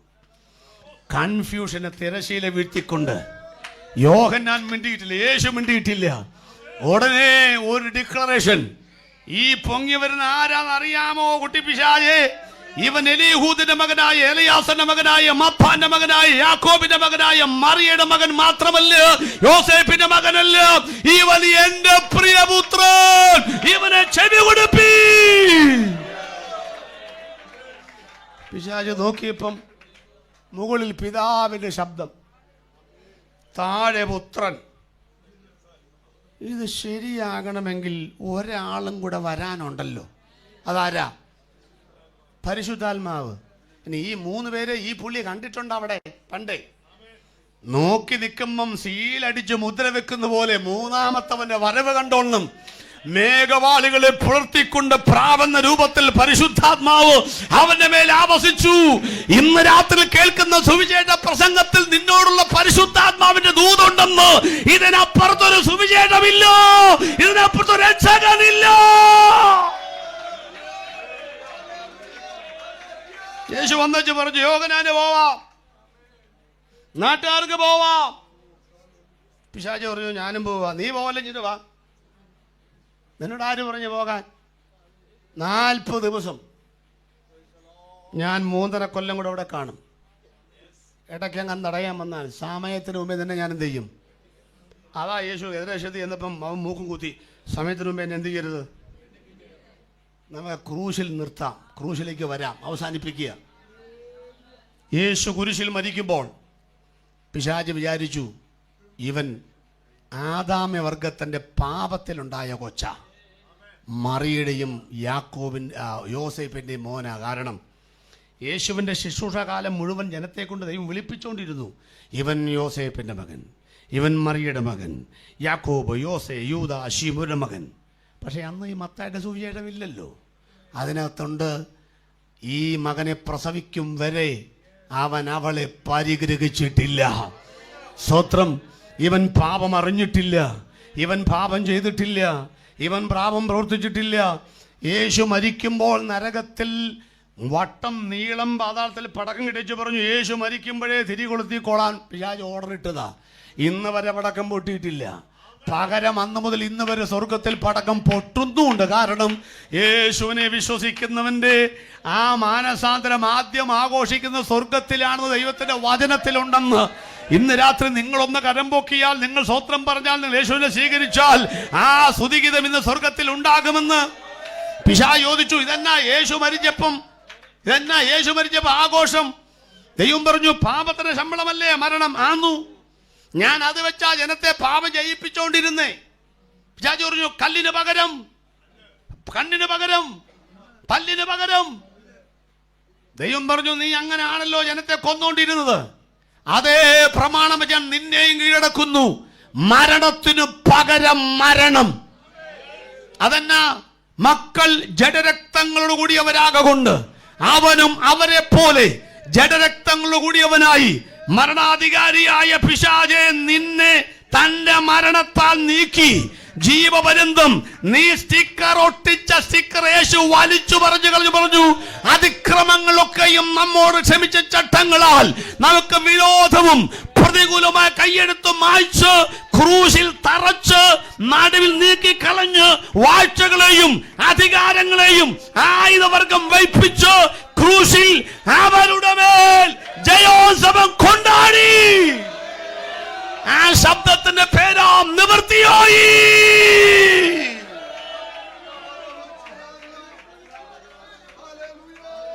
എല്ലാവരും എഴുന്നേറ്റ്.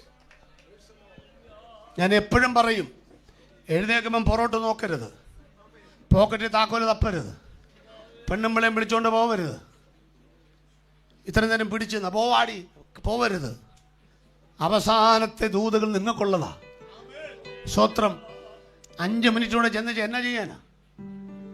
സ്തോത്രം, സ്തോത്രം. 2000 കൊല്ലം മുൻപ് യേശു ക്രൂശിൽ മരിച്ചു. അതുകൊണ്ട് സ്വർഗത്തിലേക്ക് നോക്കി പറഞ്ഞു, നിവൃത്തിയായി പ്രവചനങ്ങൾ. ഇന്ന് രാത്രിയിൽ ചെങ്ങന്നൂർ മുളക്കൊടിയുള്ള ദൈവജനത്തോട് യേശു പറയുക, നിങ്ങളുടെ പാപങ്ങൾ ഞാൻ സമ്പൂർണ്ണമായി നിവൃത്തിയാക്കിയിരിക്കുന്നു. 3, പിശാചിന്റെ തലയെ പകർത്തിയിരിക്കുന്നു. ഇന്ന് രാത്രിയിൽ കരം നെഞ്ചത്തോട് ചേർത്ത് പിടിച്ചിട്ട്, യേശുവേ, നീ ക്രൂശിൽ മരിച്ചതുകൊണ്ട് എന്നെ കുറിച്ചുള്ള പ്രവചനങ്ങൾ നിവൃത്തിയാക്കി. എന്റെ പാപങ്ങൾ എന്നേക്കുമായി പരിഹരിക്കപ്പെട്ടു. എന്റെ മേൽ വാഴുന്ന പിശാച് എന്റെ കുടുംബത്തിൽ അവൻ ആധിപത്യം പുലർത്തുന്നെങ്കിൽ, ഇന്ന് രാത്രിയിൽ എന്റെ തലമുറ, എന്റെ ഭർത്താവിന്, എന്റെ ഭാര്യയിൽ അവൻ ആധിപത്യം പുലർത്തുന്നെങ്കിൽ, യേശുവിന്റെ കുരിശിലെ യാഗപ്പാൽ ആ അധികാരം യേശു മറിച്ചിട്ടെങ്കിൽ, ഇന്ന് രാത്രി യേശുവിനായി ഞാൻ ജീവിക്കും. കാൽവറി ധീരരോദനത്തിന്റെ സ്ഥലമല്ല, വിജയശ്രീ ലാളിതനായ വിജയപേരി മുഴക്കുന്ന യേശുവിന്റെ സ്ഥലമാണത്. ഇന്നു മുതൽ ഞാൻ യേശുവിനെ സ്വീകരിക്കും. യേശുവേ, പ്രവചനങ്ങൾ നിവൃത്തിയാക്കിയവനെ, എന്റെ പാപങ്ങൾ പരിഹരിച്ചവനെ.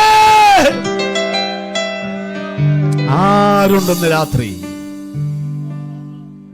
ഞാൻ സ്നേഹത്തോടെ ചോദിക്കട്ടെ, 2 കരങ്ങളും 2 കാലും അനക്കാൻ പാടില്ലാത്ത വിധം ആണികളാൽ തറയ്ക്കപ്പെട്ടവന് വേണ്ടി ഞാൻ എന്റെ കൈകളും കാലുകളും ഏൽപ്പിക്കാം, ഞാൻ നടന്നോളാം എന്ന് പറയാൻ, കൈയൊന്ന് ഉയർത്താൻ എത്ര പേര് തയ്യാറാകും? എനിക്ക് വേണ്ടി, അനക്കമില്ലാത്ത കൈക്ക് വേണ്ടി എന്റെ കൈ ഞാൻ ഉയർത്തുകയാണെന്ന് പറയാൻ എത്ര പേര് തയ്യാറാകും? ഇന്ന്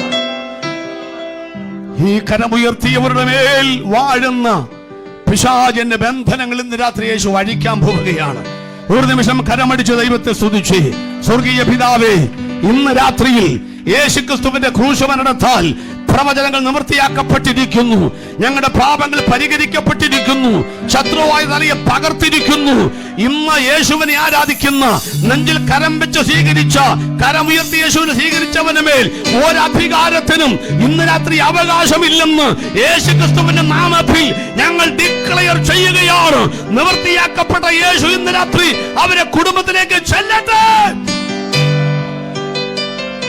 പിശാച് അവകാശം പറയുന്ന കുടുംബങ്ങൾ, അന്ധകാരത്തിലെ ബന്ധനങ്ങൾ, തേർവാഴ്ചകൾ മുച്ചൂട് മുടിച്ചു കളയുമെന്ന് വെല്ലുവിളിച്ച നാളുകളായി കുടുംബത്തെ ശാപഗ്രസ്തമാക്കിയ പൈശാചിക ബന്ധനങ്ങൾ ഇന്ന് രാത്രിയിൽ യേശുക്രിസ്തുവിന്റെ അധികാരമുള്ള നാമത്തിൽ കുരിശിൽ ചൊരിഞ്ഞ രക്തപ്പാൽ ആ വീടുകളെ, ആ വ്യക്തികളെ ശാപത്തിന്റെ കീഴിൽ നിന്ന് ഞങ്ങൾ മോചിപ്പിക്കുകയോ യേശുക്രിസ്തുവിന്റെ നാമത്തിൽ പ്രാർത്ഥിക്കുന്നു. കരുണയോടെ കേൾക്കണമേ സ്വർഗ്ഗസ്ഥ പിതാവേ.